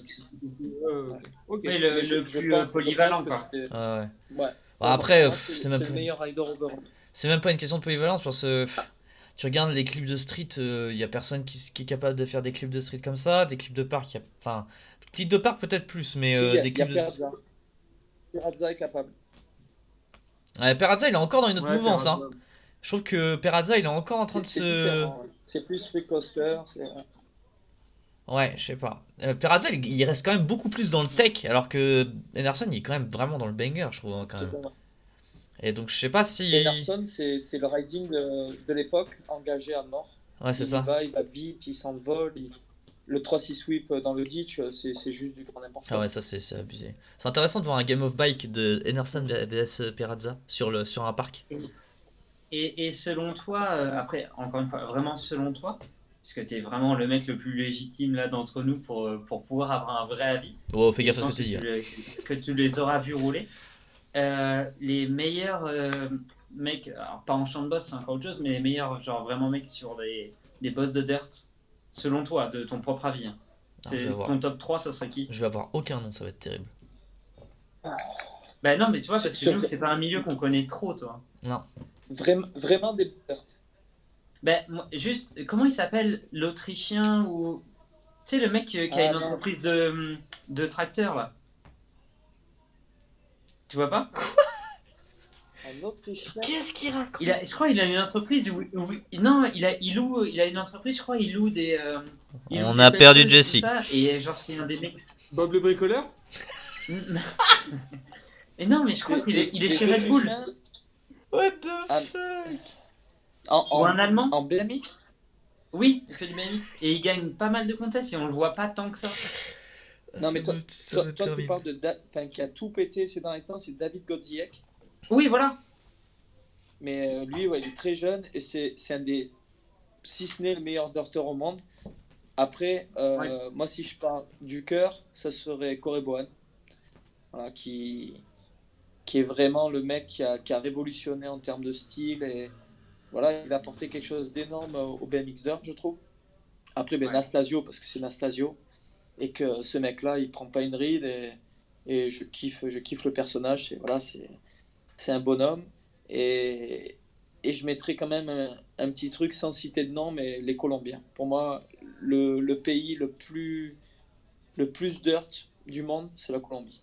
Ah bah le mec là, comment il s'appelle? Leandro Ouais, Overa. mais Overa, là, Lui, c'est un Brésilien, c'est Moreira, mais Ah, pardon. t'as, comment il s'appelle, qui fait du parc aussi. Colombien? Ouais, Colombien, là, par contre, qui a fait, en qui a street, fait en colombien, il y a Gaspar Gwendolyn, ou je sais pas, qui a gagné d'ailleurs une street series à Paris il y a 2 ans, qui Ah lui ouais. est colombien et qui fait des putains de noses. Ouais, il pourrait, pour être avec Jumelin, mais en street, quoi, vraiment, quoi. Et les Colombiens, ils sont très très chauds. Mais ces mecs-là, en respect, Au-delà du dirt, ils sont respect, très chauds dans respect. d'autres trucs, hein. Ouais, tu sais, moi je suis beaucoup allé en Colombie parce que voilà, j'étais très pote avec un gars là avec qui je faisais tous les contests. Et moi j'ai été choqué en allant dans ce pays. On faisait des sessions de 3 semaines, un mois à chaque fois. Et ben, de voir déjà la gentillesse de ces gens, de voir qu'ils ont rien. Et Ouais, que c'est ça le truc. à l'époque, eux, leur rêve c'était d'avoir des parcs. Eh ben, ils les construisaient en terre parce que là, les premiers bols sont apparus cette année en Ouais. Colombie. Ouais. Et c'est dingue de voir que de rien, ils te font quelque chose et de voir surtout le niveau. Ouais, Et ouais. les trois quarts à l'époque n'avaient même pas le droit de sortir du pays parce que tu avais tous ces problèmes. Ils avaient peur que les gens désertent et partent s'exiler aux États-Unis. Donc, du coup, ben, ils étaient obligés de rester en Colombie, quoi. Et ouais. Putain, c'est ouf. Ouais. Damn. Et comment ça une question encore complètement qui n'a rien à voir, mais ça me vient en fait à l'esprit. Après, j'ai ma question qui a rien à voir aussi, hein. Bah allez. Non, non, mais Comment ça se passe? Donc tu vois, là on parle des mecs selon chacun qui trouve plus fort qui ou autre, selon son propre avis. En équipe de France, est-ce que il y a comme un espèce de pas chasseur de tête ou autre, mais tu sais, quelqu'un qui garde un œil sur la scène et se dit, moi lui, à surveiller, toi. Genre, on regarde et puis on voit l'évolution de ça, mais sans forcément lui dire. Est-ce que ça existe ça dans le BMX en France? Ouais, Ouais. c'est moi qui m'en occupe en grande partie de regarder un peu au travers des réseaux sociaux, de guetter un peu Ouais. les gens qui seraient susceptibles d'eux. Mais après, encore une fois, il y a plein de critères. C'est-à-dire qu'il y a l'attitude, voir un peu si c'est des gens qui peuvent être viables et qui peuvent durer longtemps dans le sens qu'ils ne vont pas partir d'un coup en vrille, avoir la tête qui explose. Et, En fait, c'est plus ou et moins les mêmes ouais, critères qu'une grosse marque qui veut te signer, quoi. c'est exactement ça. Après, Ouais. il y a forcément de la volonté, savoir un peu comment ils voient les choses sur le futur, parce que il y a un truc qui est primordial et moi sur lequel j'ai vraiment insisté, c'est que du moins pour les plus jeunes, il est hors de question d'un coup se dire je fais que du BMX et je laisse tout tomber parce que ça, je trouve ça totalement ridicule. Et il faut qu'ils aient un projet, que ce soit un projet Hmm. pro ou scolaire, mais il est hors de question de uniquement se dédier au BMX parce que on sait jamais ce qui peut se passer, que ce soit un accident ou d'un coup une carrière qui ne fonctionne pas. Et, et ça, c'est un point d'ordre où on a bien insisté justement avec Serge Prassard à dire il faut qu'il y ait ce projet. Donc au sein du pôle, il faut qu'ils passent une C'est bien. formation ou qu'ils aient quelque chose. Tu sais, on ne sait jamais. Tu as des gens qui peuvent faire 10 ans, 15 ans de carrière et d'autres qui, au bout d'un an, hélas, ils se pètent les deux genoux ou pire et c'est fini. Et moi, je veux être la personne qui a donné le mauvais conseil et qui les a incités en disant t'inquiète pas, ben là maintenant que tu commences, ta vie elle est toute tracée parce que c'est un mensonge. Non, mais c'est bien. C'est tout à ton honneur de pas vendre du rêve, quoi. Ah ben là, on peut pas. C'est surtout quand tu regardes, enfin, on le voit tous au travers des réseaux sociaux aujourd'hui. Tous les jours, tu as un nouveau trick, tous les jours, tu as un mec qui fracasse, tous les jours, tu as un gamin de 9 ans qui arrive, qui fait un nouveau truc. Et il faut vivre avec ce temps-là et se dire que ben, Quand je dis vendre du rêve, c'est genre dire bon, bah c'est bon, t'es en équipe de France, t'as plus ou moins un petit confort qui est installé. mm, mm, Et de toi dire bah non, pousse-toi à faire autre chose. Et même peut-être ça va te motiver euh, peut-être encore plus, même tu sais, quand tu vas sortir des cours, de formation ou du travail, de dire bah voilà, j'ai un entraînement et exactement, j'ai un nouvel objectif à avoir, toi. C'est cool, je pense. c'est ça. Crée l'envie et surtout ne te sors jamais de tes liens sociaux, de tout ce qui est important dans la vie parce que t'en as qui pensent que c'est juste s'isoler et d'un coup devenir une machine du BMX. Non, bien Ça sûr. marche pas comme ça, hein. Et tu vois, même pour aller plus loin, si ça ne tenait qu'à moi, j'interdirais tout ce qui est compétition, contest aux plus jeunes. Je trouve que ça apporte quelque chose de négatif dans le sens que ben, pour moi, les jeunes, c'est fait pour s'amuser, ils doivent juste pratiquer et qu'il y ait pas de hiérarchie de résultats parce que c'est ce qui fait que ça tue tout, quoi. Et l'ambiance après devient mauvaise. Donc Non, c'est que vrai. les grands décident de faire des compètes et dire ben voilà, moi je veux me donner les moyens et je veux devenir pro ou je ne sais quoi, ben tant mieux. Voilà, c'est son choix. Mais par contre, des gamins qui soit de la frustration d'un de leurs parents qui n'a jamais réussi ou d'un coup de se dire mais je Hmm. veux être comme un tel, je trouve ça moyen. Mais encore une fois, c'est que mon avis. Voilà. Après, tu as Bah, aussi, moi, ça m'arrive des fois de rouler avec certaines personnes qui amènent leurs enfants, c'est des anciens riders dont les enfants roulent. Et ça m'est arrivé une fois de me poser la question et de me dire, est-ce que c'est le petit qui roule ou c'est son père qui le roule à travers ça? C'est parce que tu sais, c'est Ouais. limite, le petit, il en peut plus, et le daron, il se dit, vas-y, redrop là, refais Vas-y, ça et tout, redrop tu la vois. courbe de 2 mètres, éclate-toi, allez, vas-y, fais partie du boulot, ouais. Non, mais genre, le daron, il roule pas, tu sais. Il roule plus. Et le petit, même s'il kiffe, il est poussé dans une espèce de. Tu sais, à un moment donné, t'as envie de lui dire, eh, vas-y, laisse-le. Il a peut-être pas envie de refaire Ouais. des faquis, le petit. Tu sais, au bout d'un moment, il veut manger son double Exactement. chicken tranquille, quoi, tu vois. Je préfère manger Laisse-le mon pic. s'amuser avec ses potes et faire un peu ce qu'il a envie. Ouais.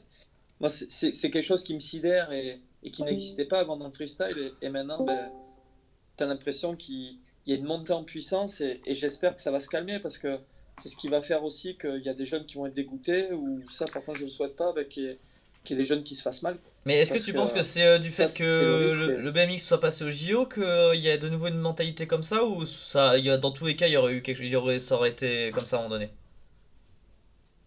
Tu sais quoi, ça existait déjà à l'époque. Moi, quand j'allais m'entraîner aux US, j'ai cette image encore de. On part rouler dans un bol qui était quand même assez solide. La partie la plus petite pour entrer, c'était à peu près 2,50 m. Ouais, Et ok. après, ça faisait comme un haricot. Et là, on arrive, c'était très tôt le matin. Et il y a une femme qui se pointe avec un petit garçon. Honnêtement, il n'avait pas 3 ans. Et elle a démarré son caméscope et elle lui a dit drop. Et le gamin, il a droppé de face. Et l'avantage, c'est que vu qu'il faisait 80 cm, eh ben, il a fait un nosebowling assez long sur toute la courbe, et hop, il n'est pas tombé. Mais j'étais choqué. Et là, j'ai dit, vous ne pouvez pas faire ça, il faut qu'il sorte. Et elle était là, elle continue à filmer, allez, tu tournes et tu sors du bol. Et là, du coup, je suis descendu dans le bol, j'ai pris le petit, je l'ai remonté parce que il allait se faire mal. Et moi, c'est ça qui me fait peur, en fait, c'est la médiatisation aussi qui crée ça. C'est-à-dire tout ce qu'on voit, tu sais, aujourd'hui, ben, tout le monde a envie de passer sur Riding Zone, tout le monde a envie de passer sur Internet, sur les Tout le monde applis a de ci, de envie de ça. passer sur Et Live c'est ce besoin BMX de le dimanche reconnaissance. soir de 20 à 22 h. Côté La Rochelle, le jeune Jesse Le Sommer nous pose ici un double McTwix grabé. Non mais en vrai, Attention, ceci est fait sans effets spéciaux. c'est un peu le syndrome japonais, tu sais, j'ai l'impression, genre debout à 7 heures, on va faire alors pendant 1 heure cours de drop, enfin, alors que le gamin il voudrait peut-être juste faire, je sais pas moi, des pull-up bars et des cran flips quoi, pour être à la mode. Enfin, Et ouais, puis, c'est. on a l'impression qu'aujourd'hui, pour avoir le droit d'exister, il faut être quelqu'un. Enfin, quelqu'un, il faut être reconnu Hmm. euh, d'une majorité. Mais alors que c'est totalement ridicule. Et tu sais, enfin, sans partir encore une fois sur un cliché, mais pourquoi aujourd'hui il y a toute cette merde à la télé, les réalités et tout? C'est parce que c'est plein de gens qui sont un peu paumés, qui veulent absolument exister au travers de quelque chose, ils seraient prêts à tout et n'importe quoi pour y arriver et se dire, ben, on m'a reconnu dans la rue. Et c'est ça qui est mauvais. Et les e-games ont créé ça aussi. Le, la surenchère, c'est ce besoin en fait de hiérarchique et au final ben, médiatique.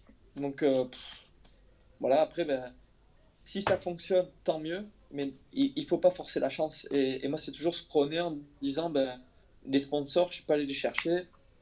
Ça a fonctionné pour moi, tant mieux. Ça aurait pas fonctionné, je serais resté quelqu'un dans l'ombre, entre guillemets, ben, j'aurais été tout autant heureux. C'est juste De toute façon, quand ça trouver sonne son faux, équilibre. ça se ressent très vite, hein. Quand ça sonne faux, Mm. t'as pas envie, tu sais. Ouais, Ça marche pas en fait. Moi, Ah je ben sais que non. même en tant que filmeur, on va dire, ça m'arrive des fois de filmer avec des gars. Et tu sais, tu le sens quand ça marche. Le mec est pas forcément le meilleur, mais tu sais, ça se passe grave cool. Tu sais, t'es là et moi je leur dis, putain, tu sais, ça match, tu vois, c'est cool. C'est authentique. C'est cool. Et il y a certains trucs, je sais pas, ouais, ça sonne. Même quand j'essaie sur Instagram de me mettre une bio un peu stylée, machin et tout, le lendemain je l'enlève parce ouais, qu'en parce fait, que tu te dis non, ça me ça rend ressemble pas, fou. ouais. Ouais. C'est claqué parce que ça me ressemble pas. Tu sais, moi, je m'en branle en fait d'une bio Instagram. J'aime bien poster des Mm. trucs, mais pas quoi mettre quoi. Mais il y a des gens, c'est leur quotidien Bah, de c'est faire clair ça et que de se sentir, de, entre guillemets, pas se sentir mal avec ça et de se forcer à se sentir bien pour se dire, bah, plus je vais rentrer là-dedans. En fait, c'est un peu les gens qui se mentent à eux-mêmes et qui finissent par à croire à leur truc, tu vois. Je sais pas si tu vois ce que je veux dire. Mais moi, j'ai l'impression Mm. que c'est ça, tu sais, un Mm, gars qui va mettre. Bah, tu sais, on en voit pas mal sur Instagram des mecs qui mettent dans leur bio des marques, alors qu'ils roulent pas pour ces marques-là, mais juste parce qu'ils kiffent la marque. Et puis en fait, du coup, tous leurs posts, ils identifient les marques et tout machin. Et du coup, peut-être que si c'est des jeunes, se persuadent entre guillemets qu'ils vont finir par rouler par ces marques-là parce qu'ils identifient tout le temps. Enfin, toujours dans et le ouais, bah, besoin se créer d'avoir une une reconnaissance de communauté un quelque peu chose, comme quoi. tout le monde, quoi. Ouais, c'est ça, je sais pas. Mais oui, bah, ça Et revient un peu c'est au pouce bleu et aux commentaires sur YouTube quand t'as un gamin qui dit tu veux faire quoi quand tu seras grand? Bah, je vais être youtubeur. Ouais, bon, bah non, enfin, tu dis que là, il y a peut-être un problème quelque part, quoi. et oui, je pense que c'est aussi le fait que les gens, s'ils ont réellement, réellement envie de bosser ou quoi que ce soit, et c'est le syndrome de la facilité, quoi. Ouais, Il c'est faut ça. que Ouais. tout arrive sous cuit, et on y va tranquille, et Ouais, que puis n'advienne que pourra. les gens oublient trop souvent qu'il y a toujours du taf à mort derrière même un tout petit succès. Il y a Bah toujours oui, du taf comme pas possible, quoi. Après, c'est ouais, clair. tu peux être, tu sais, comment dire, pas un besoin de reconnaissance, mais tu vois, par exemple, nous, avec Antonin, on fait plus des vidéos et tu sais, tu postes ta vidéo, c'est pour qu'elle soit vue, tu vois. Sinon, tu la postes pas. Ouais, mais ça a Bien Mais rien à sûr. voir. Ça a Mais rien d'un à autre voir. côté, non, non, mais d'un autre côté, tu vois, je préfère avoir, là, tu vois, mon dernier gros projet que j'estime être un truc de qualité, il y a eu quoi, 700 vues, mais c'est 700 vraies vues et j'ai reçu des commentaires et des échanges, c'est de gars que je respecte, c'est qui m'inspirent pas mal et tout, qui me disent c'est mortel ou pas. Moi, ça me va, tu vois. Mm. Mais d'un autre côté, il y aurait plus de vues, ça me ferait bien sûr plus plaisir, mais c'est pas forcément ce qu'on cherche. Et c'est ça que souvent que les gens oublient, ouais, ils se perdent un peu dans une espèce de fausse image et tout, et c'est faux. Et du coup, ça marchera Mm. pas. Tu vois. C'est C'est- clair. tu peux pas d'un coup t'inventer un truc genre. Ou alors ça marchera avec Ouais, d'autres faux gens, entre guillemets. Enfin, tu vois ce que je veux ouais, dire. mais, Mais du coup, mais ils ça sortiront marchera pas. jamais de ce cycle-là, quoi. Bien le problème. Bah, Euh, tout ça, ça a été dicté par les marques aussi et voilà, par cette génération de dire, ben, des compteurs à likes et tu as le droit d'exister si tu as plus ou moins de likes que les autres, ainsi de suite. Et c'est ça qui est malheureux, c'est que moi je vois, ne serait-ce que si on parle que du BMX, à l'époque tout ça, ça n'existait pas, tous ces réseaux sociaux, tu Ouais, avais ouais, encore bien sûr. les vidéos props et ainsi de suite. Et tu étais pour une marque juste par le fait que ben, tu étais soit apprécié, soit corps, soit ton niveau était dingue, ainsi de suite. Et, euh, et là, au jour d'aujourd'hui, ben, tout ça, c'est mon intérêt parce que c'est par rapport au réseau. Et moi, c'est quelque chose dont j'ai souffert parce que les marques, pour ne citer que Monster par exemple, qui elle insistait tout le temps, ou même à l'époque, je réglais pour GoPro. Et, et un jour, ils m'ont appelé en me disant mais écoute, c'est nous ce qui nous intéresse, c'est pas forcément les champions entre guillemets. Nous, ce qu'on aimerait, c'est que tu postes deux, trois trucs par jour. Ah, j'ai dit, ah bah, moi, c'est pas moi. J'ai l'impression de me violer à chaque fois que je dois faire un post, quoi. Ouais, Donc, c'est ça. ils m'ont dit, bon, ben, on fait là, quoi. Et c'est, Ouais. Et j'ai trouvé ça d'une un peu étrange, mais encore une fois, c'était une libération parce que j'avais pas envie qu'on me force à être la personne que je suis pas, quoi. Et c'est, je les comprends, les marques, ils ont besoin de ça parce que c'est la manière dont ça fonctionne. Et tu regardes aujourd'hui, tous ces youtubeurs et tout, les mecs qui sont dans le gaming, ils ont des millions de followers. Les trois quarts, ils sortent des vidéos qui sont claquées au sol, mais, euh, mais voilà, ça fonctionne pour eux. Mais je sais si c'est le reflet ben, de, d'une vraie humanité ou de vraies personnes, parce qu'au final, tout est fake, quoi. Ouais, Donc, et puis ça fonctionne maintenant, et ça se trouve dans 3 ans ça fonctionnera plus, et puis ils se retrouveront. Alors je grossis le trait, hein, mais Inch'Allah, ça il n'y a marche pas plus. de sous-métier, mais ils se retrouveront caissiers à Lidl, tu vois, enfin, tu vois ce que je veux dire.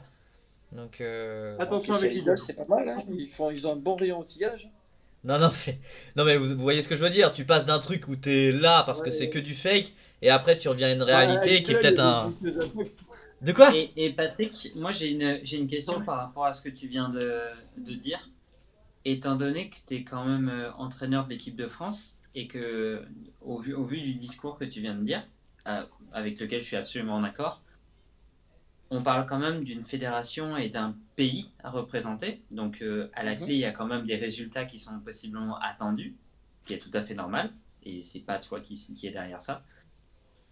Est-ce que tu peux faire l'impasse sur un mec qui est, comme tu l'as cité, vraiment dans le mode, en mode les likes, tout ça, machin, et qui socialement, tu sais que ouais, ça va être un peu just. Par contre, sur le terrain, le mec, il peut te faire gagner, tu vois. Est-ce que tu peux faire l'impasse sur ça ou alors tu veux qu'il y ait vraiment une cohésion et que au long terme, ça puisse marcher, prendre le risque que possiblement il fasse moins de résultats et avoir une meilleure cohésion ou alors prendre la carte du mec qui sera peut-être moins bien intégré et qui va être... Enfin, tu vois ce que je veux dire?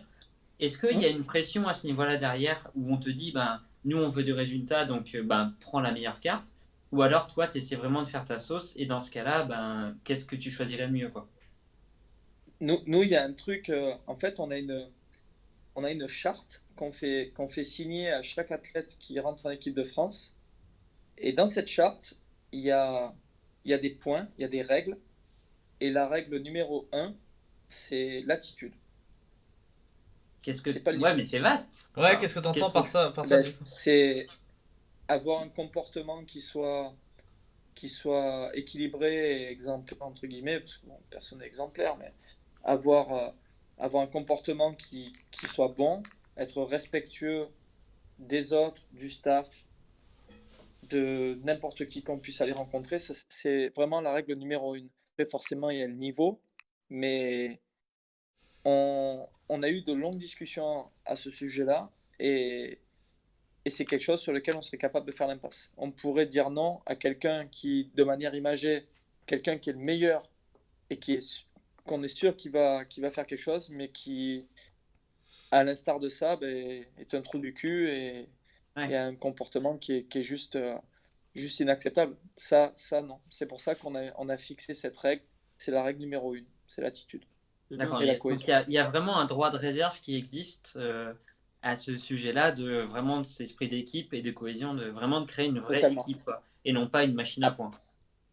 Après, il y a des règles qui disent que tu peux être en équipe de France, mais le jour J, il peut y avoir une sélection de quelqu'un qui ne fait pas partie de l'équipe de France. Ok. Oh, ça doit faire Donc mal. ça, c'est... Ben, après, tu vois, et là, c'est dans un sens un peu contradictoire parce que on essaye de faire en sorte que voilà, ce soit le groupe qui ait cette cohésion, ainsi de suite. Mais par contre, il peut y avoir quelqu'un qui d'un coup émerge et éclate tout, mais qui n'est pas en équipe de France. Et il peut y avoir un passe-droit, entre guillemets, de donner cette chance à cette personne. Un Et peu comme le Joker, quoi. Ouais, le plan B quoi, enfin attends, la roue ouais, de je vais secours. essayer de sauver Ok. mon truc. Ok, bah écoute, c'est bien. Enfin, moi, tu vois, c'est des questions, genre, j'en connaissais un petit peu parce qu'avec les échos, tout ça à droite à gauche, mais c'est vraiment intéressant. Genre, tu vois, tu as dit deux, trois choses que j'ignorais totalement. Et tu vois, c'est ça, tu vois, ce genre de questions, c'est bête, mais tu vois, je pense que nous, on se les pose, enfin, consciemment ou inconsciemment. Et sur une communauté assez on va dire, franchouillarde et assez rude, comme le BMX, le surf, le machin, où tu as beaucoup de mecs qui ronchonnent dans leur coin et qu'ils sont jamais contents, et ben, mine de rien, je pense que de le savoir, ne serait-ce que, même s'ils ne le demandent pas, de le savoir, d'avoir un endroit où juste ils peuvent l'entendre, qu'il y a en effet cet aspect-là de communauté, d'esprit d'équipe qui existe encore, et que, comme tu l'as dit, c'est la règle numéro une, donc tu vois, c'est pas non plus anodin. Et ben, je pense que ça pourrait rassurer quelques personnes, peut-être pas tout le monde, mais tu vois, si moi j'estime que je me pose la question, c'est qu'il y en a forcément d'autres qui se la posent, Ah, je mais pense. c'est sûr, c'est sûr. Et puis surtout, il n'y a rien qui est figé, entre guillemets. C'est-à-dire que il y a toujours, comme on le disait tout à l'heure, il y a ce truc de sélection, d'essayer de trouver des jeunes qui pourraient être bien pour la suite, ainsi de suite. Après, tu vois, je te donne un exemple du fils à Nicolas, Ah, Sacha Sacha, Cambon, qui, franchement, il est incroyable, ce petit. il est Et incroyable. voilà, et c'est Nico, on est des amis de 20 ans, et je sais que Nico, il n'adhère pas à ce projet de Fédé, ainsi de suite. Hum. Mais ça n'empêche pas que son gamin, je trouve qu'il est incroyable, mais jamais je ne me permettrai d'aller essayer de gratouiller, à dire ton fils, son avenir, c'est l'équipe de France. Moi, je trouve que l'éducation de vie et ce qui lui inculque pardon, dans le vélo, ça peut pas être mieux. Ce qu'il lui apprend à ce gamin, c'est le top parce que tu vois que c'est un enfant qui est épanoui, qui fait que s'amuser. Il n'a pas cette notion justement de guéguerre. Et c'est pour ça que je rebondis sur ce que je disais tout à l'heure, que le coût des compétitions à 12 ans et tout, mais je trouve ça aberrant. Mais encore une fois, c'est que mon avis. Je respecte les parents qui Ouais, veulent bien faire sûr. ça ou les enfants faire ça, mais donc c'est pour ça, il y a pas de, on va pas essayer de monter le cerveau aux gens. Donc moi j'aime bien un petit gamin comme ça mais qui va faire son bonhomme de chemin dans le BMX et qui peut-être n'aura jamais de lien avec une équipe de France ou quoi que ce soit. Je dirais tant mieux pour lui. C'est du moment qu'il kiffe, c'est essentiel. Et Nico, ce sera toujours mon ami et son gamin, je continuerai toujours à checker ce qu'il fait sans avoir un regard attendre me disant lui, ça peut être vraiment la Ouais. petite recrue qui va faire que. Non, c'est bien, c'est Je vois pas les intéressant. choses comme ça. J'ai une question du chat qui demande, c'est Baptiste qui demande, est-ce qu'un rider peut représenter la France et s'inscrire au JO ou autre sans avoir les avantages de l'équipe de France, comme s'il était en mode candidat libre? Est-ce que c'est possible ça? Non, ça, c'est pas possible. C'est-à-dire que déjà, il y a. Pour accéder aux Jeux Olympiques, il faut savoir que bon, il y a plein de pays. Il n'y a que 9 riders qui peuvent faire les Jeux Olympiques. Et sur ces 9 riders, il n'y a que 8 nations. Donc, on a déjà le pays d'accueil qui a déjà une place. Et après, le premier pays sur toutes les Coupes du Monde et le classement olympique qui, eux, ont droit à 2 riders. Et donc, ça fait très peu de pays qui participent. Hmm. Et c'est pas, quand on va aux Jeux Olympiques, c'est pas un rider qui se qualifie, c'est le pays. Donc, quand par exemple Anthony Jean-Jean a, a fait en sorte que la France soit qualifiée au championnat du monde, de par ses résultats, on a eu une place qualificative pour les Jeux Olympiques. C'est pas Anthony Jean-Jean qui est qualifié pour les Jeux Olympiques, c'est la France. Donc, au jour d'aujourd'hui, on ne sait pas qui ira aux Jeux Olympiques. Tant ça ne sera pas Anthony Jean-Jean, même si c'est lui qui a marqué les points ce jour-là. C'est ça en fait, c'est que c'est la nation qui est qualifiée, ce n'est pas le leader. Et donc, mais ça, ce sera une décision qui sera prise en mai et on annoncera qui sera le rider qui représentera la France pour les Jeux Olympiques. Et au jour d'aujourd'hui, on a une liste de 4 riders et ces 4 riders sont potentiellement sélectionnables pour aller faire les Jeux. Et c'est qui? Au jour d'aujourd'hui, c'est Maxime Bringer, Isvan Caillé, Anthony Jean-Jean et Florian Ferras. Florian qui? Florian Ferras. Ah oui, ok, d'accord. Oui. Ok. Mais encore une fois, il y a toujours cette règle qui dit que il peut y avoir quelqu'un qui sort du chapeau. C'est-à-dire que si d'un coup il y a un rider qui sort tout d'un coup, on peut le sélectionner. C'est-à-dire que ça, la liste que j'ai sortie, c'est ce qu'on appelle une liste large. Mais en mai, annoncer la personne, mais tant ça sera quelqu'un qui ne sera pas des quatre. En gros, les gars, là, dans le chat, moi, je regarde pas le chat, là, mais envoyez vos meilleurs gars, là, vos gars sûrs, envoyez-les à Patrick. Et C'est ils vont faire clair. sauter tous les autres, ils vont avoir la haine. C'est sûr qu'il y a des Non, talents mais que tu n'as c'est jamais entendu parler. On a la mais chance c'est d'avoir un grand pays, 100%. quoi. Après, il faut d'expérience et de ce que je vois, au jour d'aujourd'hui, sportivement, Anthony Jean-Jean est très en avance Ouais. de ce qu'il est capable de faire.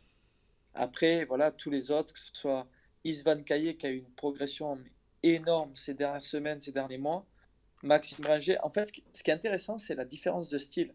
C'est-à-dire que tu prends un mec comme Maxime Bringer, c'est un mélange un peu de Bohan, d'un mec un peu du Perazza. Il est capable de faire plein de choses. Donc lui, c'est quelqu'un qui est plus axé sur les gros transferts et le style. Anthony, c'est quelqu'un qui est plus en vogue par rapport à ce qu'on peut voir sur les contests. Ça tourne dans tous les sens, ça va très vite, ainsi de suite. Et surtout, ça fait très peu d'erreurs. Et après, un mec comme Isvan qui est beaucoup plus fluide dans sa manière de rouler, qui a des tricks qui sont assez dingues, qui est très fort en rotation. Donc chacun a sa manière de faire et il a quelque chose à apporter. Mais après, on en a d'autres, des nouveaux qui sont plus jeunes, comme Florent Cassner par exemple, qui roule super fort, qui a un truc qui est spécial. Mais voilà, tous ces gens-là ont du mérite. Et c'est pour ça que on veut garder quand même l'opportunité, comme tu disais, de ne pas louper un, un futur potentiel, quelqu'un qui pourrait tout exploser, parce que ça, voilà, on peut faire des erreurs. Nous, on n'a pas les yeux partout. Non, bien sûr, c'est sûr.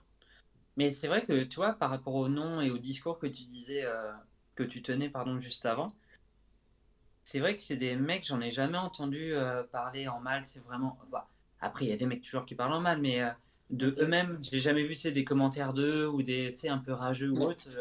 Et les frères Bringer, c'est vrai que c'est des mecs assez lisses et assez. Tu vois, que t'entends pas trop parler d'eux. Par contre, ils sont dès que très tu vois un discrets. truc d'eux, ils sont très forts. Itzvan, pareil, tu vois pas vraiment de truc d'eux. Anthony, limite, tu te demandes s'il a Instagram. Genre, le mec est vraiment pas dans ce délire-là. Donc, tu vois, il est vraiment dans l'aspect sportif et c'est trop bien. Mm. Et ça me fait penser, parce que, bon, je vais pas dire de nom, parce que, encore une fois, sinon. Mais tu vois, il y a un mec, en fait, tu comprends vite. Il y a un mec qui est genre trop fort, vraiment trop fort. Je crois qu'il est vers Bordeaux, là. Un petit jeune, il doit avoir entre 18 et 20 ans. Je connais pas son âge exact. Le mec est genre incroyable. Genre, il fait des tricks à la Logan Martin. Mais par contre, genre, les mecs me disaient, bah ouais, mais même les marques, ils veulent pas le signer parce que, genre, et moi, je vois des trucs passer, genre, tu sais, il commande des trucs un peu de merde et puis il a vraiment une réputation de merde. Et je me dis, putain, c'est bête parce que, genre, il a peut-être pas après la maturité, toi, mais ça pourrait lui porter préjudice pour un truc incroyable comme ça, quoi. Et hélas, c'est ce que souvent les gens se rendent pas compte au travers des réseaux, c'est que toutes ces choses-là, elles restent. Et c'est Et vrai ça se que voit. tu peux vite te griller et d'un coup, c'est con parce que sur quelque chose qui peut être au départ juste rigolo de la pensée de la personne, se dire oh mais il n'y a pas de mal et puis la liberté d'expression ici et ça, mais des fois tu peux faire du mal et te faire du mal. Et c'est exactement ce que tu dis, c'est qu'il y a des gens qui sont incroyables et qui se sont grillés avant même d'avoir commencé, quoi. Et tu vois, ce petit mec-là, et j'ai quand même du recul sur le truc, je me dis, putain, c'est bizarre, toi, que il a pas même une petite marque, un truc comme ça qui. Bon, il a une ou deux trucs, toi, mais il a essayé avec des marques un peu plus grosses, tout ça, ça marchait pas parce que, ben, plus ou moins souci de comportement. Sur les contests, à chaque fois, c'est bizarre, Mm. c'est toujours le nom qui revient. Le mec est trop fort, il snake tout le monde, et c'est, comme tu disais tout à l'heure, choper un peu le melon. Et tu te dis, putain, c'est con. Mais des mecs comme ça, il y en a plein. Et Et oui, il faut être c'est ça qui vigilant, est quoi. dommage en fait. Mais c'est encore une fois, on repart sur le même principe, c'est que bah, c'est ce besoin d'exister, il y en a certains, ça leur fait tourner la boule, quoi. Et ils perdent pied. Et donc, c'est pour que contente-toi de kiffer et surtout n'oublie jamais la raison pour laquelle tu as commencé, quoi. Moi, c'est ce que je me suis toujours dit, c'est ok, ben, forcément, ça fait plaisir. Moi, quand j'étais entre guillemets au pic de ma carrière sportive, ben, ça faisait plaisir de voir que les gens viennent te voir, ici et ça. Et comment dire, on, on pousse pour que ton estime monte, mais au final, tu te dis, bah, des amis, j'en ai pas énormément. Juste, ben voilà, c'est ce petit sport, ce petit vélo qui a fait que. Donc, il faut rester humble et jamais oublier tout ça. C'est que ben, c'est arrivé très vite et ça peut s'écrouler très vite. Donc, faut rester cool. Et toi, là, parce que je vois l'heure et je pense qu'on va plus ou moins clôturer sur ça. Hmm. T'en as quand même. Putain, j'allais dire, t'en as une grosse. C'était hyper mal placé. Mais. T'en as des salés de la Oh morue. merde. Ah la vache. Non, j'allais dire, t'en as quand même une grosse en parlant de ta carrière. C'est quoi pour toi le moment où aller un créneau ou une année, un machin, genre où tu te dis, ouais, franchement, là, celle-ci, elle était ouf, quoi. Cette année ou genre ce moment, toi, au niveau du BMX. Ma plus grosse année? Bah, ta plus grosse année, celle que, tu sais, qui il te fait un petit truc au cœur où tu te dis, ouais, là, franchement, genre celle-ci, elle me tient vraiment à cœur, toi. Il s'est passé des Bah, choses et c'est cool. franchement, je dirais. Enfin, c'est con parce que moi, c'est surtout des souvenirs, mais bah, de 2008 ou 2015. Et après, bah, c'est franchement de 2005 jusqu'à 2015-2016. Mais ça a été un kiff ultime, mais ultime, où c'était dingue, à tout le temps voyager, aller faire des contests partout dans le monde, faire des shows partout dans le monde, à être avec des gens que j'aimais énormément. Et c'était fou. En fait, j'ai toujours été vraiment reconnaissant qu'on m'ait permis de vivre ça et de me dire ben, jusqu'où ça m'a mené, quoi. Ouais, Et d'avoir eu aussi peut-être l'intelligence de pas flamber tout ce que j'ai pu gagner et d'investir dans des structures pour faire des spectacles, pour faire ci, pour faire ça, pour essayer ben, d'aider aussi les autres. Et c'est et ça, pour ça, je remercie le BMX, c'est que ça m'a appris à connaître des gens et à apprendre à être encore plus humain, je pense, parce que c'est les voyages qui ont formé tout ça. Et je pense que si j'étais resté juste cloîtré dans mon petit truc, ben, ça n'aurait pas fonctionné comme ça. Et les personnes que je remercie le plus, honnêtement, c'est les Colombiens, quoi, parce que ils m'ont, ils m'ont ouvert l'esprit sur le fait que ben, tu as beau avoir rien, mais tu as tout à la fois. Et moi, je me rappelle la première année où j'y suis allé, où j'étais méfiant, où tout le monde me disait fais attention, la Colombie, les Français, vous allez faire enlever, ils vont vous voler, nani Ils vont nana. vous Et manger. c'est vrai que tu arrives, tu as cette appréhension, et puis au final, tu t'aperçois que ben, c'est juste une sous-merde parce que tu as osé douter de ces gens-là. Et de là, ben, tu t'ouvres au monde, et puis. Et ouais, c'est la folie. Et tous ces voyages, toutes ces années dont je te parlais, ben, je les ai passés avec ce Colombien, quoi. C'était Alejandro Caro qui était chez Red Bull, je sais pas si tu te rappelles, oui, oui, oui, oui. mais on partageait tout ensemble, on faisait les contests ensemble. C'était un trip total. Et on parlait espagnol et on parlait anglais, hein, et c'était naturel. Et tout ça, en fait, je parlerai pas de nostalgie parce que j'ai pas de regrets. C'est juste que voilà, c'était une période de ma vie où ça a été un kiff. Et aujourd'hui, ben, le kiff total, c'est ma fille, quoi. Voilà, c'est un autre kiff. Mais Bah oui. tu passes à d'autres choses. Et même si c'est toujours le BMX, ben, t'as quelque chose qui remplit ton cœur, quoi. Oh, bah, c'est très beau ça. Oh, Magnifique. Masterclass de fin d'émission. Incroyable.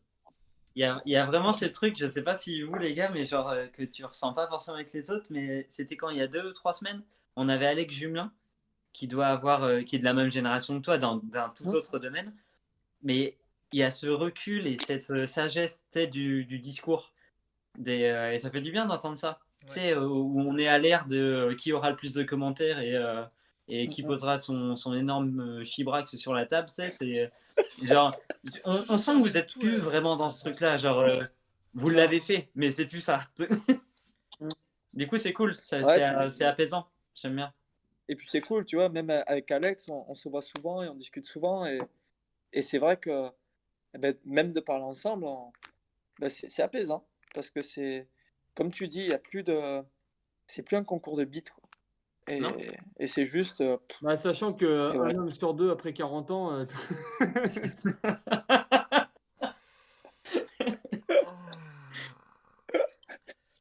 d'avoir suivi cette Bah, ça, émission.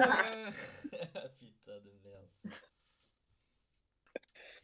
Non, mais bah, en très tout bien. cas, ouais, franchement, merci beaucoup, Patrick. J'ai peut-être posé beaucoup de questions, mais je pense qu'on Non, en moi, a appris pour le coup, c'était vraiment parfait. beaucoup. C'était chouette, ouais. Ah non, c'était nickel. Ben, super grave. En tout cas, moi, je vous remercie de l'invitation, de l'initiative, parce que c'est beau de voir que vous ayez monté ce projet. Bah écoute, Et je trouve ça on génial. veut bien Et être tu soutenu vois, par ben, la Fédé. Si vous voulez nous donner des locaux pour faire une vraie radio physique, on est chaud. Mhm. Un Ah, terrain de imagine, on skatepark commente, où on on commente s'entraîne, on veut les bien Jeux un petit Olympiques. Radio local. FFC. Ouais, excusez-moi, ouais, Non, fallait que mais je... par contre, tu vois, c'est un truc. Je sais que maintenant, ben, le dimanche soir, je saurai ce que je ferai parce que c'est super Ah, agréable et c'est enrichissant, quoi. Allez, il va craquer son petit follow Mais sur le tu peux aller, Patrick, parce qu'Antonin, il a mis ça en place il n'y a pas longtemps. Alors, ils y sont pas tous, mais tu peux aller voir sur YouTube et les Ah, replays, en fait, génial. ils sont disponibles. Ouais, donc tu pourras aller voir. Je sais pas qui c'est qu'il y a, Antonin.